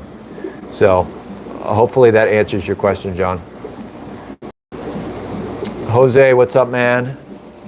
Jose said, fish are looking great, but my Parachromis multifasciatus are breeding now. Wow, congrats, man. Really happy to hear. Do you have any tips to accelerate the growth of the fry? I think that's a really good topic, fry and growing them. Jose, what are you doing with the fry? Do you have them growing out with the, you said they're growing with the parents. You didn't actually mention, I think. I'm wondering if you're growing them with the parents, which I think might be one of the factors. I feel like the growth is accelerated when they're with parents around. If they're not, what are you doing? Do you have them in their own separate tank? Maybe a breeder box? How are you doing that? That would be interesting to know. But for growth, I'm really not doing anything special. I'm just feeding hatched live baby brine shrimp 2 to 3 times a day. I hatch this shrimp around the clock. I have not stopped for 2 years now, I think it is, just because I've had pretty good luck of fry being produced. And so I haven't had any time to really breathe and stop producing brine shrimp. So brine shrimp, but I feel like the growth on those fry happens when they have a good amount of space of tank. But you also have to be careful that, you know, it's they're not too sensitive to move yet. I've had some species where you move them and they could suffer.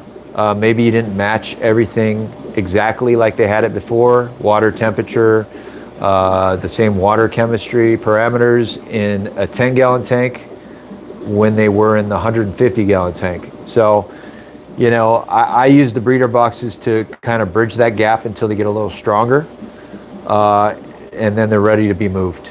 So, yeah, diet, nothing special. Live baby brine shrimp. That's what I do. Sean said, I'm hearing in the future we will find it hard to get stuff like all of those meds, metroprozine, all this stuff will in the future be hard to get here in the States. Yeah, Sean, that would be a disappointment.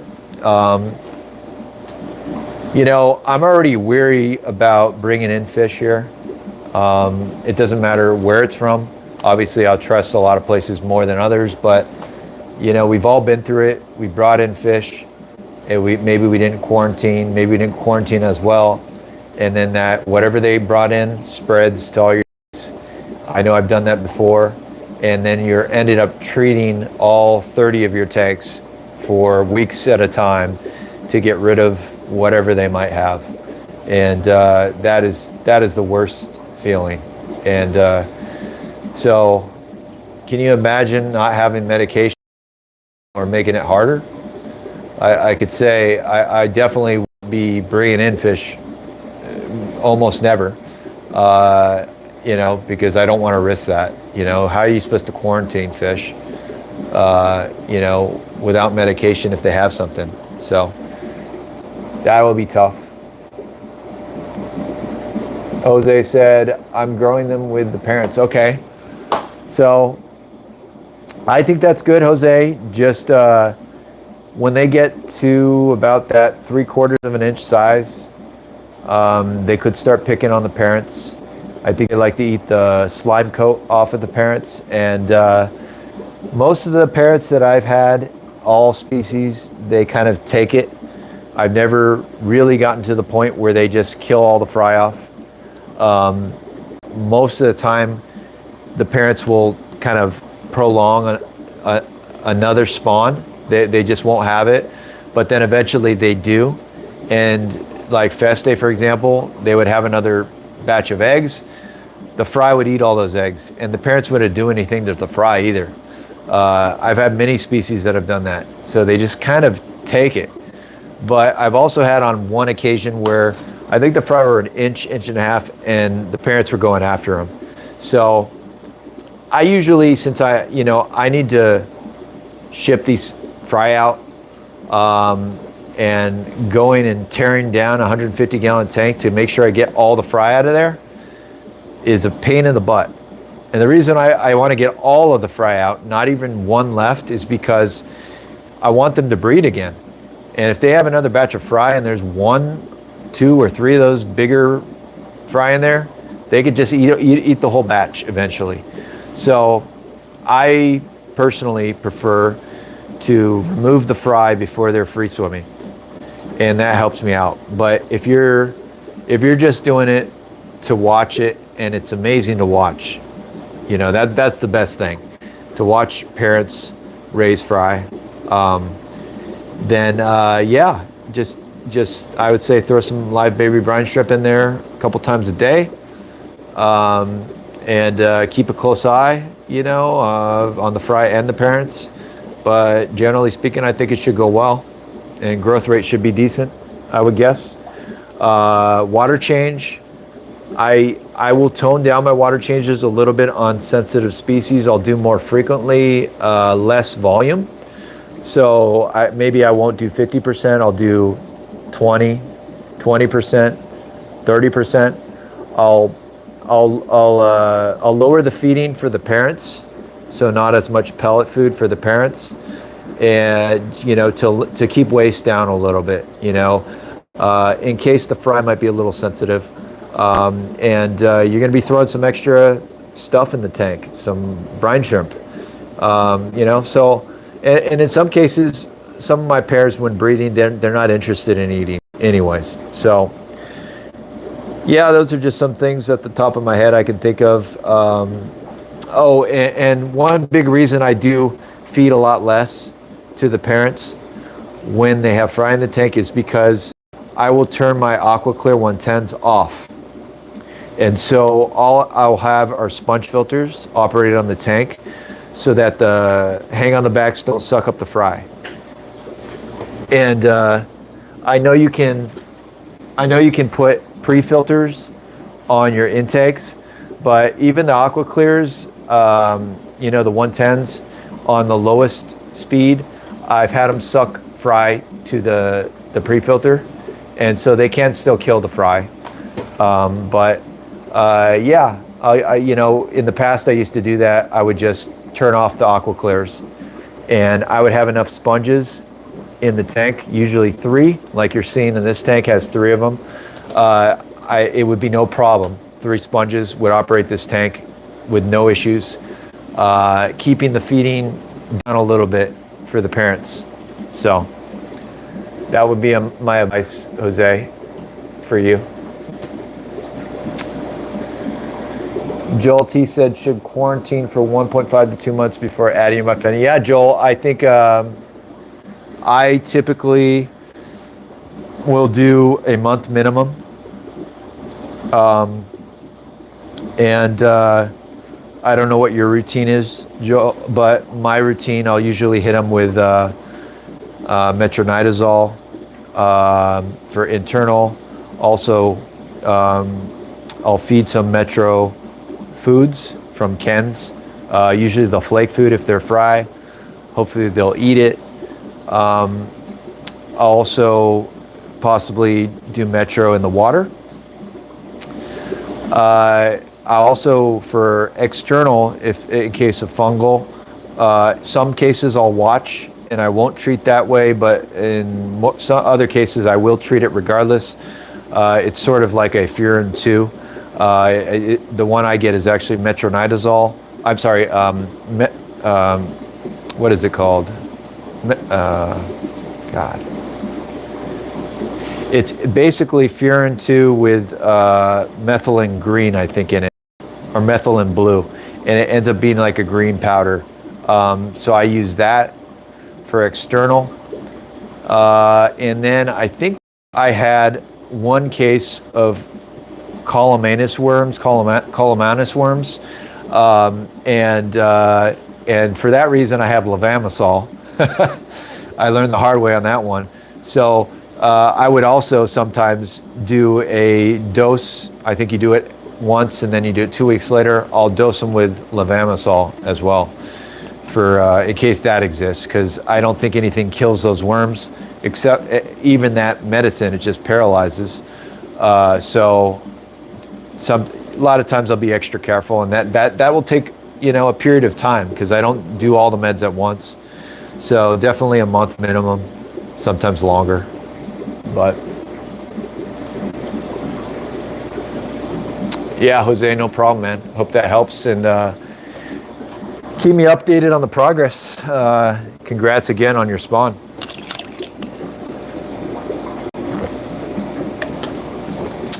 Sean said, in the middle of using Metro and Prazi in the water for new pandas. All right. Good job. Sean, can you get your hands on some metronidazole flake food or pellets? I have stick food that I really like lately. There you go. Ken's Premium Metronidazole and Garlic Stick. So I like this stuff. I also like their flake food, but that might be something to look into. And I've even seen, I forgot who makes it. I have some of it. A flake food with levamisol in it. So I think it's like a triple parasite, quad parasite, something. I can't remember. Hey, Max. How you doing? Thanks for stopping by. Appreciate. Thank you for the compliment. Yeah, we're just looking at the Blue Texas. We just chatting away. Anybody who's showing up after the intro, if you ever want to see anything here, I can go zoom around to whatever species here in the fish room, or we could just talk about whatever you guys want. So that's kind of what we're doing. We're talking about medication. We're just talking about growing out fry, you know, good growth rate. I posed a question earlier about if you guys feed earthworms from, let's say, your garden, or crickets that you find in your backyard to your cichlids. I don't personally, because I have heard cases where, you know, they can carry parasites and kill your fish, harm your fish. So I'd love to hear what everybody has to say about those topics.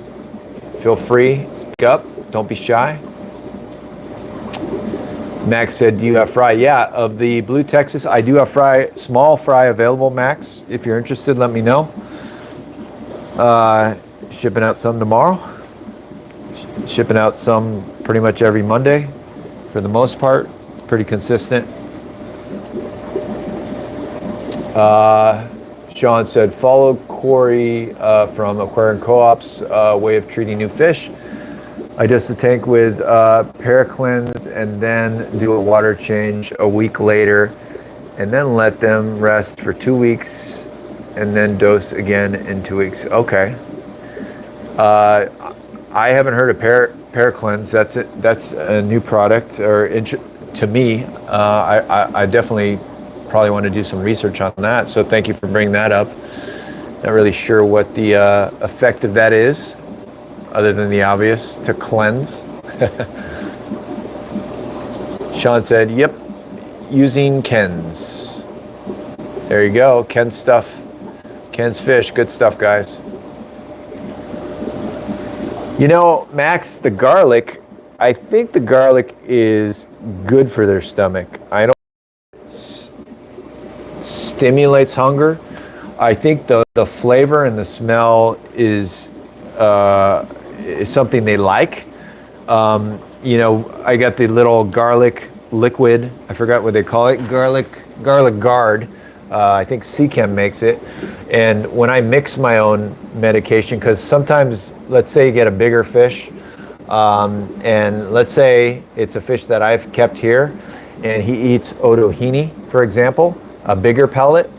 I want to keep feeding that food, but I want to get the medication inside that food. So you would soak the pellet in metronidazole or you know, fenbenzidol, sometimes internal stuff, whatever it may be. I'll soak it, but you know, it kind of makes the food bitter, I believe, and so the fish might not eat it. So I think if you add the garlic guard, it's really strong garlic scent to it. It kind of cancels out that bitter taste, and then the fish still eat it. I've had good success with that. Mixing my own, you know, soaking my foods in the medication. So yeah, I think garlic. They like garlic. Sean said he also has the sticks. Cheers, Max. Max said, I have made that mistake before. I killed.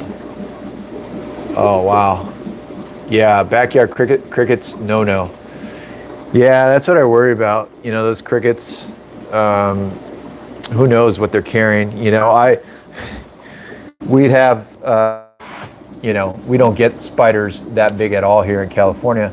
But we'll have these spiders during the summer, and they make their big webs, and you know, we'll throw crickets in the web and watch the spider go eat them.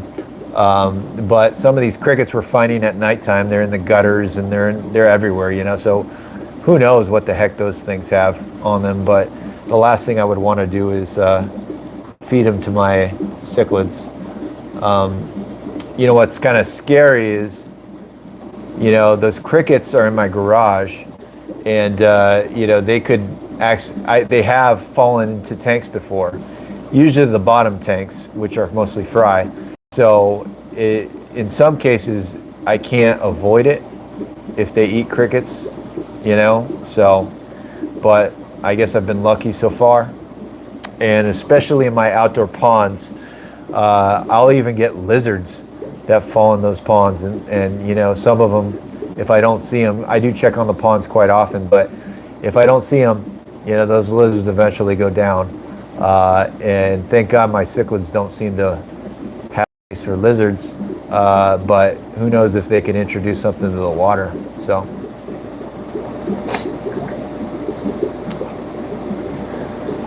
Max said, in our shop, when we can't get wild fish to eat, we put garlic. It tends to help stimulate hunger and had antioxidant property. Okay, good to know. Yeah, antioxidant, that's another one. That's interesting. Sean said, yeah, yes, I use Garlic Guard, and I use Cam, Metro, and Focus. There you go. Good stuff. That's a great method. Jackie Moore, what's up, Jackie? How you doing? Thanks for stopping by. Sean loves that method. Excellent, Sean. Yeah, I think referring to the foods, the medicated foods. Sean's been using that, using for a few years. Max said, what a handsome bull. Yeah, this male over here. Sun's going down a little bit, guys, so obviously the light is less, but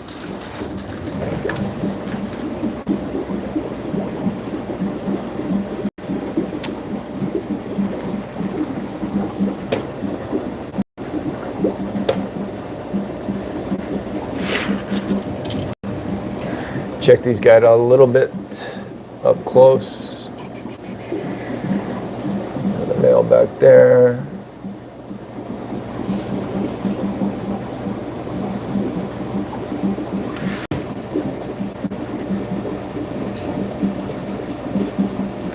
Got some teeth on that guy. Imagine if this guy wanted to bite me.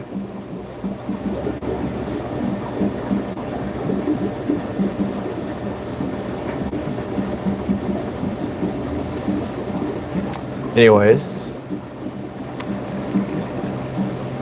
Gabriel Ramirez, I thought fish couldn't get any disease from other animals besides fish.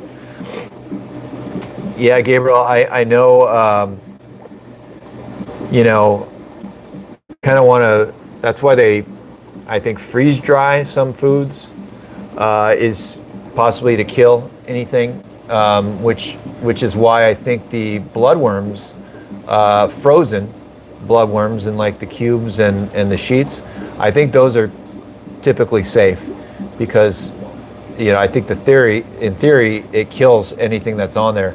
I know for a fact, I do a lot of tuna fishing, and you know, we get fresh tuna sometimes the very same day, if not the next day, you bring it home and you just want to eat it, right? But occasionally that food can have parasites. The fish can have parasites in them, and so it's good practice to freeze the fish overnight before you, and then thaw it out and eat it. So I think you definitely catch things like that, and we've had people with experiences like that in the past. Someone, I forgot who, mentioned it earlier today that they've lost fish due to feeding earthworms. Someone lost pets to crickets. So definitely something to be concerned about, I think. MK Cichlids, what's up, Mike?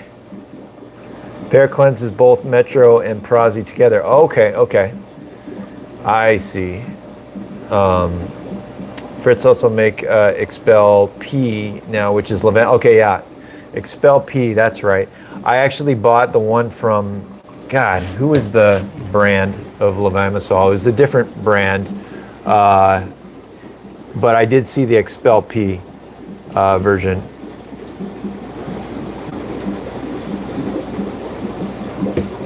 Max said, stunning, thanks for awesome info, and I'll message you soon for Fry. Have a lovely evening. Hey, you too, Max. Thanks for stopping by. I hope to hear from you soon. Let's go look around, guys. Even though you guys haven't had requests for things, I'm just gonna check out some stuff. These little guys are shy as hell. I got some F1 Stalsbergie in here that I'm gonna grow out for myself. I was checking them out, but they're super skittish. Let's see if we can see anything over here. A little cloudy outside. All right. So we're looking at the macula pinus right now, and you're not going to see the colors that I'm seeing, but I think I'm going to try to do a short little video on these guys this week. Maybe I'll just won't talk in the video. Let you guys just watch them. We'll see. I always like to say my thoughts and feelings, kind of like my journal, so I'm sure a lot of people don't like that, but I like to reflect and go watch videos of the past. It's kind of like an archive, you know, the channel. And I could go look at a year ago and say, hey, I was thinking that back then, and hopefully I can say, hey, I've learned something since then. But anyways, Panamensis here. Doing good too. I'll do a Panamensis video too, because you're not going to see these colors on these fish, but man, they're looking great. I love this species. Super fun, guys. I'm going to have fry available for them too. And I think I mentioned earlier in the video that the Cuban fry are now available, so message me if you're interested. Facebook, Instagram, or leave your email. Also going to do the Islanum. I have a Islanum fry that are, I would say, 3/4 of an inch, half to 3/4, more closer to 3/4, some bigger ones in here. I'm going to make them available too, so if you guys want some red Islanum, let me know. What else can we check out? Oh, you're not going to see them well because female's all up in the corner because I have the door open. She's all shy. But I had to split up the motas. Where's the male? The male's right there. Female is just being a pain in the butt to the male. She was chewing up his tail, and I didn't want that happening. So I said, I'm going to let him heal.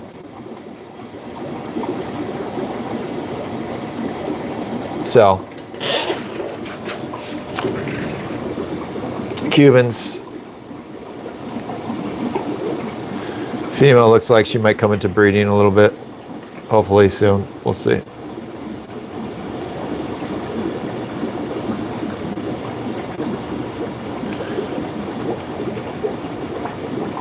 See some comments here.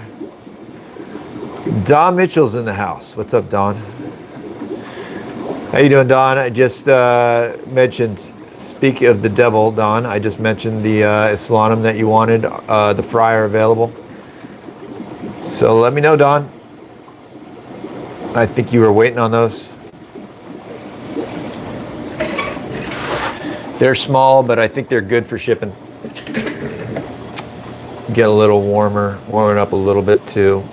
But I haven't had a lot of problems this year in shipping fish. There's a couple instances. That's about it.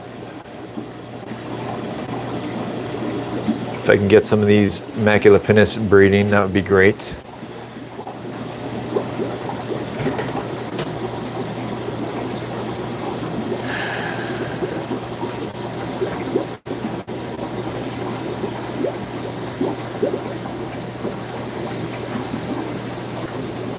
I actually just pulled another batch. Female's not in there right now, but I just pulled another batch of the Panamensis.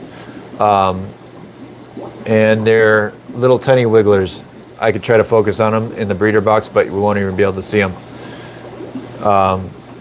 So the Panamensis are definitely consistent in the breeding, but their batches remain kind of small, 30 to 50. But Panamensis fry, I think, are about 1/2 inch right now, the biggest batch. So they'll be ready hopefully in a month or less, in case anybody's wondering. I need this male maculopinus right here that we're focusing on to pair up with that female right there. I really need, and I gave them a little extra pot. They just need to go inside it and do their thing.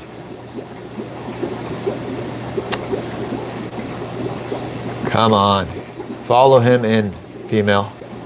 Oh, look at that. Yeah, I haven't been watching these guys a lot lately, but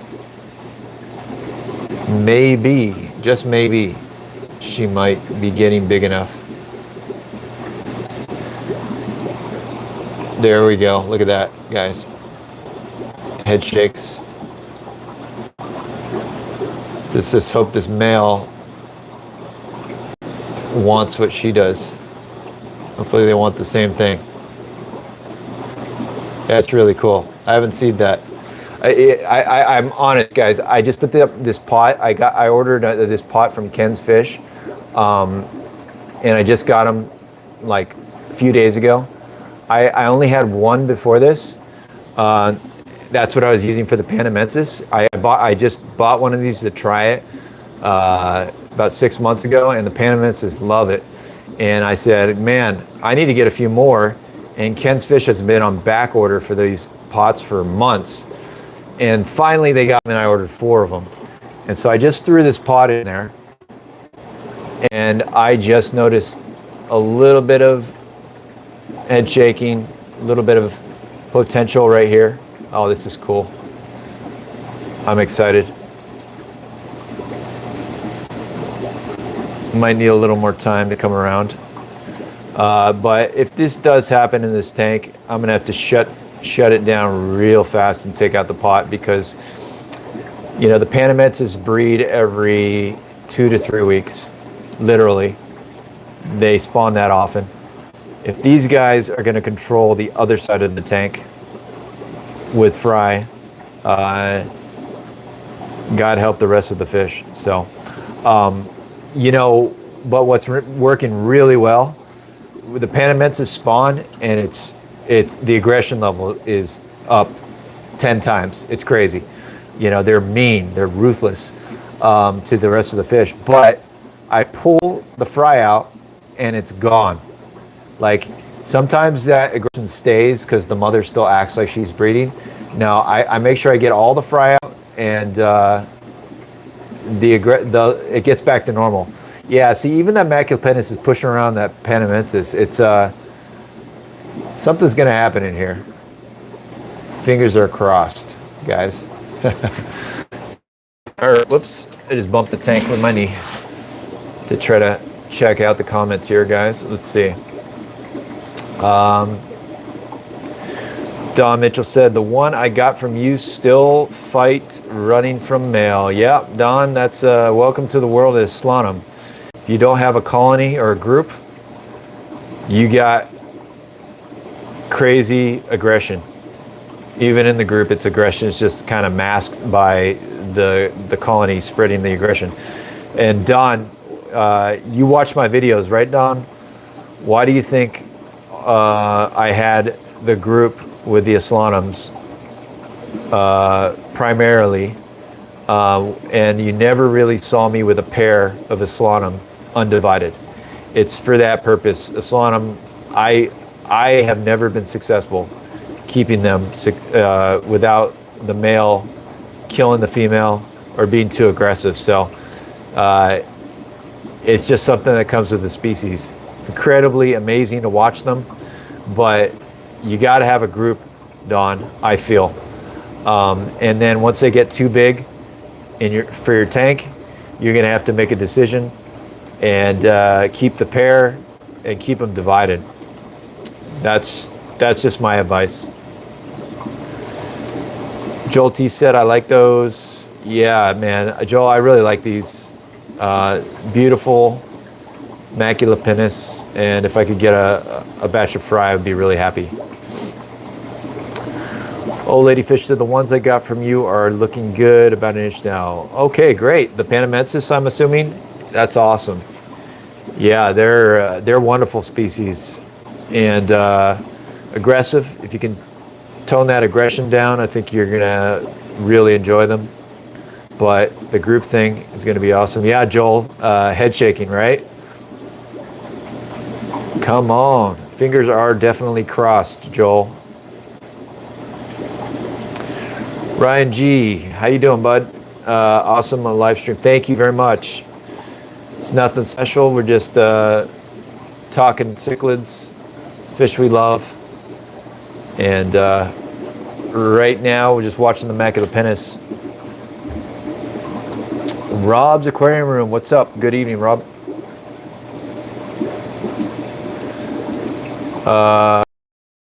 Old Lady Fish, been in and out of the chat. Final second, never fed any of my cichlids earthworms. Once in a great while, I'll give them some bloodworms.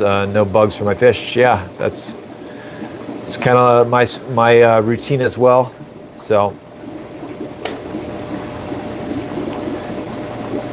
Don said yes. I think Don, that was in regards to my Islanum advice. Islanum cannot be trusted, unfortunately.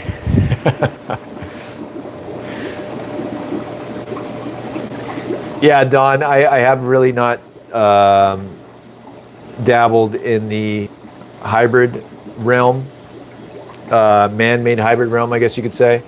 Someone brought up that Islanum is possibly a natural hybrid of, I think it was the Trimec and Benai, but I don't know if that's verified. Maybe just theory, maybe some DNA showed that, I'm not sure. But now man-made hybrids, flower horns, that kind of stuff, I really haven't gotten into. Kind of just keep my pure American cichlids. It's what makes me happy right now. You never know though. Things can always change, right? So anyways, we're over the 2-hour mark, guys. I'll probably do this for 10, 15 more minutes, or unless we have some bigger stuff to talk about. Just a heads up.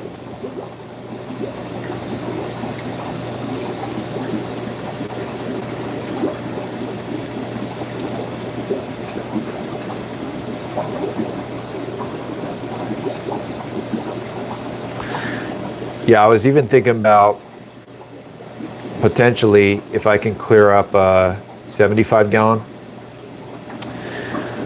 I was thinking about getting some Mickey or some Firemouth cichlids, if I can get them in that 3-inch range. Maybe do a group of like 5 or 6 of them, and then I maybe take out this male and take out the female and put them with them, and have that kind of group thing going on. You know, these guys will be the dominant ones, which is what I want, and then they can dominate the tank, spawn, hopefully. But then I saw this just now. Looks like a little step in the right direction. So we'll see.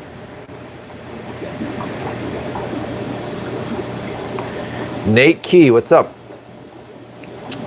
Nate says, I love to get some Festae from you after I get rid of my Domai. Yeah, Nate. Definitely been doing the Festae breeding. Fry available right now. I've had them available for pretty consistently. So just let me know when you're ready. Size is usually going to be an inch or under. Right now it's under. I haven't been getting the gigantic batches that I need to have much larger sizes, but I do have a lot of those grow outs, which at some point will be announced and available here. I don't know when, but my goal is to get, some breeders, some future F1 breeders out of those Festae. So stay tuned on those for the future. Or you can get Fry right now and get started, get your group. I highly recommend the group thing over trying to get like, 2 males and 2 females or going that route. I just feel the group situation, growing them out from Fry, is going to get you a lot higher chance for success. So that would be my recommendation. Don said, what's going on the Festae? How about breeding pairs? Yeah, Don, we were actually just looking at my pairs. I know you just showed up, so we'll go back there here just for you.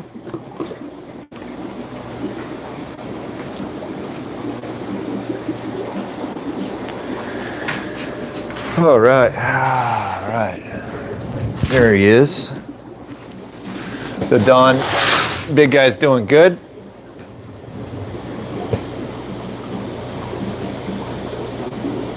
I could just watch this pair for hours. My favorite species by far.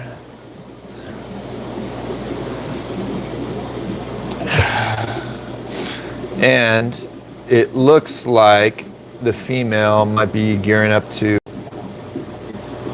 have another spawn.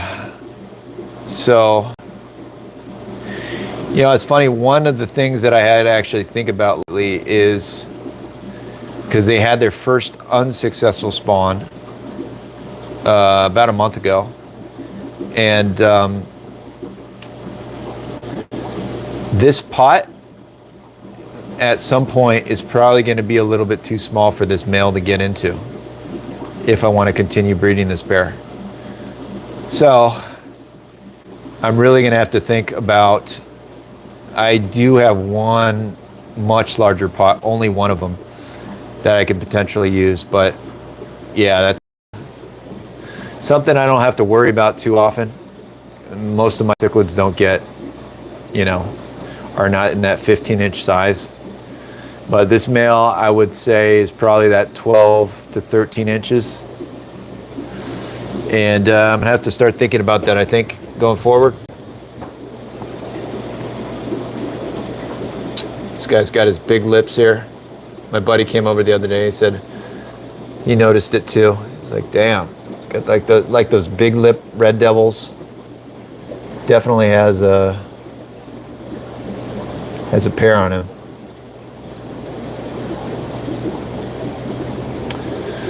So anyways, the pairs are doing good, Don. Let's see. Old Lady Fish said, I have 2 Panamants of cichlids, inch long, a Carpentis inch and a half, and inch that are half true green, a half true green terror that I got from you, and they are all looking awesome. Great to hear. That Stalsbergie, that green terror, I really hope you can do well with that fish. Well, all of them, but the Stalsbergie is one that's definitely rare in the hobby right now, and you'll see a lot of the gold sound, the Rivolatus, but you don't see a lot of the Stalsbergie, and they're definitely beautiful in their own right, in their own way. So I'm hoping everything goes well with their fish. Old Lady Fish said, what are some bucket list fish you want to breed or bring back? Yeah, I got that question. It's been a while, actually, since I had that question. I have to say I'm pretty satisfied with the species I have right now. I do have to keep, well, this female, her bars are really bold right now.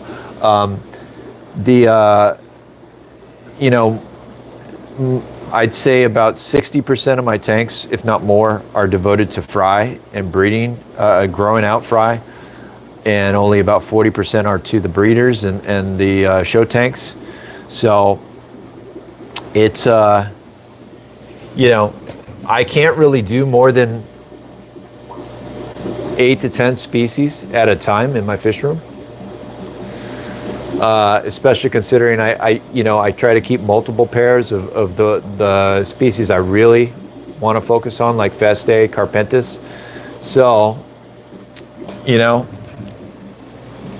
if there isn't a whole lot, thankfully, then I'm just, look at this guy. He's just not fitting in this pot very well. I'm gonna have to help this guy out. But there's a ton of a species that I got on my list that I'm just waiting to try, I got the Nanoludia, but I really don't have them the way I want them. I want to get a group. I want to start them from small size. So I guess you could say that would be the first on my list. When I can get a hold of a group from my buddy, I'm going to do a colony of those. And I can't wait to see those because they're stunning. They're stunning to watch. I think I could do them in a 40-gallon breeder for a good amount of time. So for sure, I would be working on those. Yeah, he could kind of fit. Hopefully he can do his thing in there, but I wish that this pot was just a little bit bigger.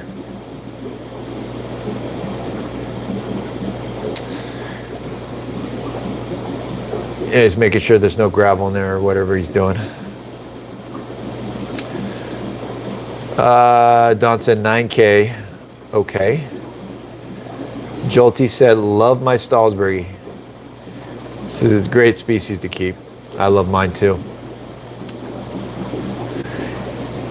Yeah, Nate Key. I love to see ornatum do better in the hobby. Nate, I'm not sure if you're referring to Gephyrum or Gephyrum, which is commonly mislabeled as ornatum, at least in the US. But from my understanding, there are no ornatum in the US hobby. From what I've heard, they're in an area in Colombia where they just can't get into for collecting, whether it be too dangerous with cartels or whatever it may be. From what I know, most of everything is the Gephyrum, and as you know, if you're following my channel, I've kept Gephyrum in the past. I had them for about 6 years. I got rid of them about 1.5 years, 2 years ago. And they are an amazing, beautiful species. I would love to do them again, to be honest with you. So maybe they would be on that list, old lady fish, to try again. Because it's something that's almost impossible to breed in captivity. Over the 6 years, I think I had 2 successful spawns. I had 2 pairs of them too, wild caughts, and only 1 pair I actually saw a few fry. I did not pull them. It wasn't in my interest to grow out fish that grow incredibly slower than any other species I have, for one, and I wasn't about to do that with fry. And 2, there were so few of them, I didn't even waste my time. So, but yes, I agree with you 100%. I'd love to see those become more popular. I think my buddy has my old pair right now, but they were really nice. They struggled from a bacterial infection kind of thing. If they had some open wounds, it got really bad really fast, bacterial, and it took a while to heal. So besides that, they're good. They're kind of on par with Festae, I would say, as far as aggression. And I could definitely see myself doing them again. They're just so slow in growth rate. It was just ridiculous.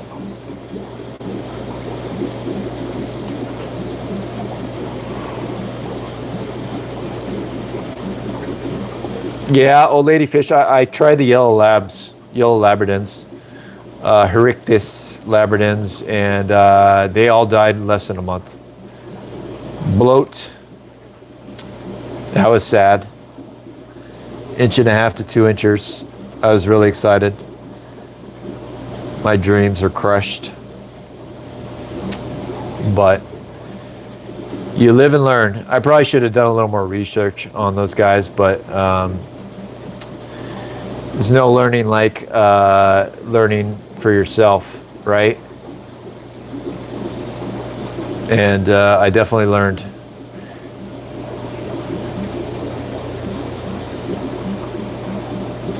Yeah, Nakey, if you can get a hold of some of those, give it a shot. You know, they're pretty frequently brought in to the hobby. I could get some right now, multiple sources if I wanted to. Usually all wild caughts, because like I mentioned, it's really hard to breed them in captivity, so you don't find F1s really. But wild caughts you can get. Sizes that you usually see are probably that 1.5 to 2 inch size, and it's going to be a long wait before you start to see anything happen. You know, from that 2 to 5 inch size, probably be a good 2 years, I would say. 2 to 3 years of time waiting for them to reach that size.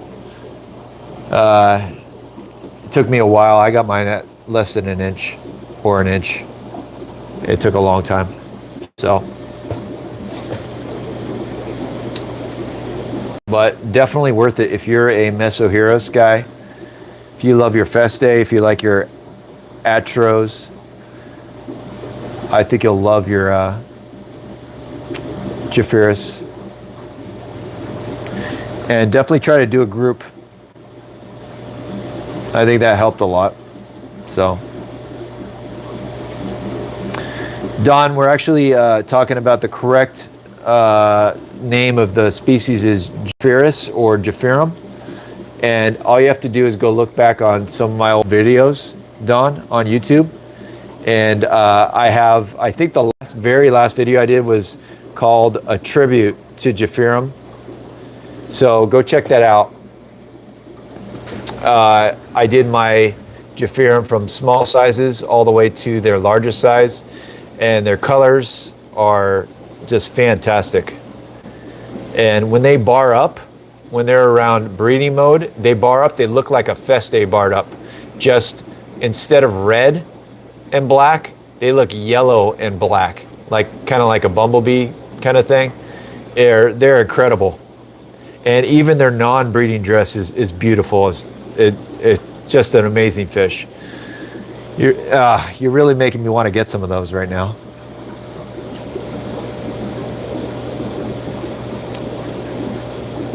Old Lady Fish said, saving a Slanum from the fish store the other day. 90% it was one of yours. Definitely not a common fish they get. It's 2 inches long and doing good in the community. Yeah, may have been. I'm not sure.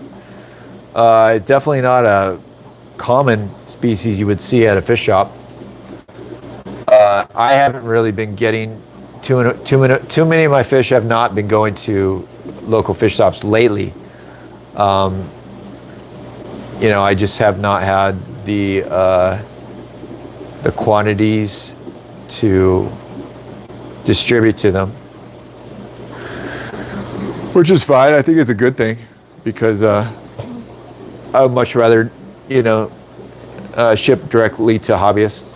You know, I like the tracking and watch the development and seeing updates on the fish. That's much more fun for me. But, you know, I'm not opposed. I have a lot of friends at fish shops too, really good people, and I help them out whenever I can. Yeah, but man, you know, one of the reasons why Festae, in my mind, are number one, my favorite. obviously, they're amazingly beautiful. The contrast between the male and the female is just amazing. I mean, a lot of people who don't know what the fish are, they might think they're two different species. I mean, they're so different. They're also challenging, in my opinion. I think Festae are pretty challenging, not the most challenging fish. Not sensitive where you're gonna have them bloat, although I have had a Festae bloat. But challenging to get a good pair that forms. So many of my big males I have loved. They look amazing, and they just will not accept a female. Just way too aggressive. And this guy could turn at any time, and I might have that same issue, but this pair just works together. You don't always get that, you know, and with the slow growth rate, the amount of time it takes to find that out, you're just sitting there for a long time. And so it's a challenging species, but for that reason, it's like, it makes it worth it if you ever get something you really like. So, and everything I just said right there, I think is multiplied by 2 or 3 times for Japhirum, because they take even longer to grow, you know. And I've had more severe bacterial infections with that Japhirum than I have Festae, so they may be a little more sensitive. So, and then the whole breeding thing, the whole how challenging breeding is with Japhirum. God, you succeed with that, that's something that's very rare. So,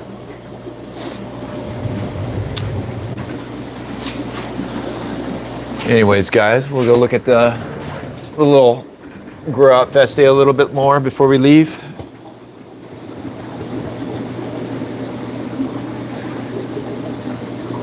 Yeah, these guys just so slow to grow. I mean, you guys have been following my channel. I've been working on these guys, growing them out for a good amount of time. That might be a female right there. That's my guess. Nice little profile on her too. Anyways, that I would guess is a male. The biggest of the batch. And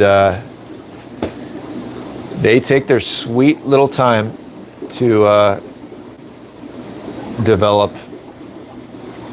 but kind of makes it worthwhile. Look at these two flaring up at each other. Some little marks on there. I think male and male down there.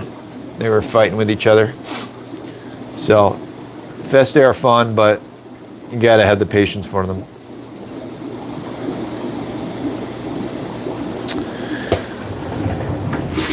Oh, the Nanoluteus have come out. The male, just a little bit.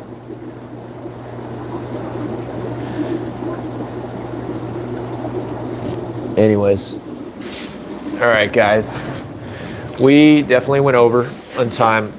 Let me finish up with the comments first. Don said, no fish store, know of this Islanum. You the man on that fish. Well, yeah, Don, I mean, there's multiple other vendors that keep them and have them, but they're definitely not really popular. But I highly recommend trying that species and experiencing the aggression firsthand, because it's incredible. It's hard to tame. Roger said, one day I'll get fish from you, Matt. Oh, yeah, Roger, whenever you're ready, you just let me know. So,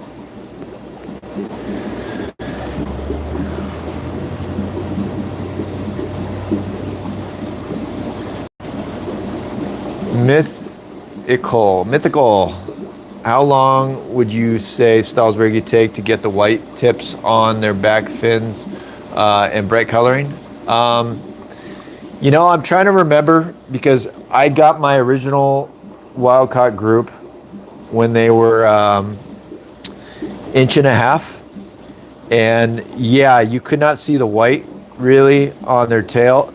the tips of their tails yet, or their dorsal fins. I think it came around 3 inches, if I'm remembering correctly. I think it took a little time to develop. So you bought yours about a month ago, and he's about 1.5 inches. So beautiful fish, by the way. Yeah, they're great. Give it a little time. They'll definitely develop and get that white on the tips of the fins. And some of mine are even getting to the point where they get a little trailer, like a little point trailer that grows off their tail. It's kind of interesting. I don't think I've had a species that has done that before. So exciting. Nate Key, thanks for sharing your beautiful fish with us. You're welcome, Nate. Roger said in Canada. Yeah, one day you'll get fish. Yeah, Roger, I wish there were a way. I really do. Old lady, do you have any female Solanum? Old lady, I do not have any more Solanum. I just got rid of my last pair.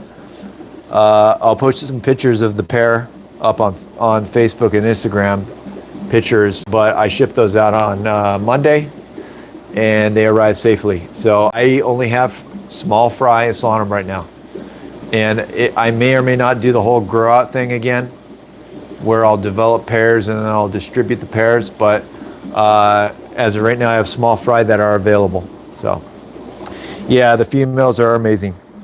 The beautiful red that they get, little blue and green on the face, they're beautiful. And the males too. So anyways, guys, I'm losing my voice here, and I really appreciate you stopping by for another live video.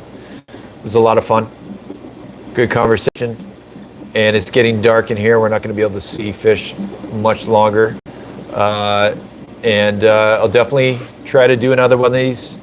I try to aim for once a month, and you know, as long as you guys are interested in coming and chatting with everyone, I think they're fun. So I look forward to the next one. Really appreciate all the support, guys, for all the videos and all the likes and comments. Just really makes my day and makes me want to keep doing these kind of videos and keep doing the channel the way it is. So really appreciate it, and thanks a lot, guys, and until the next one, take care.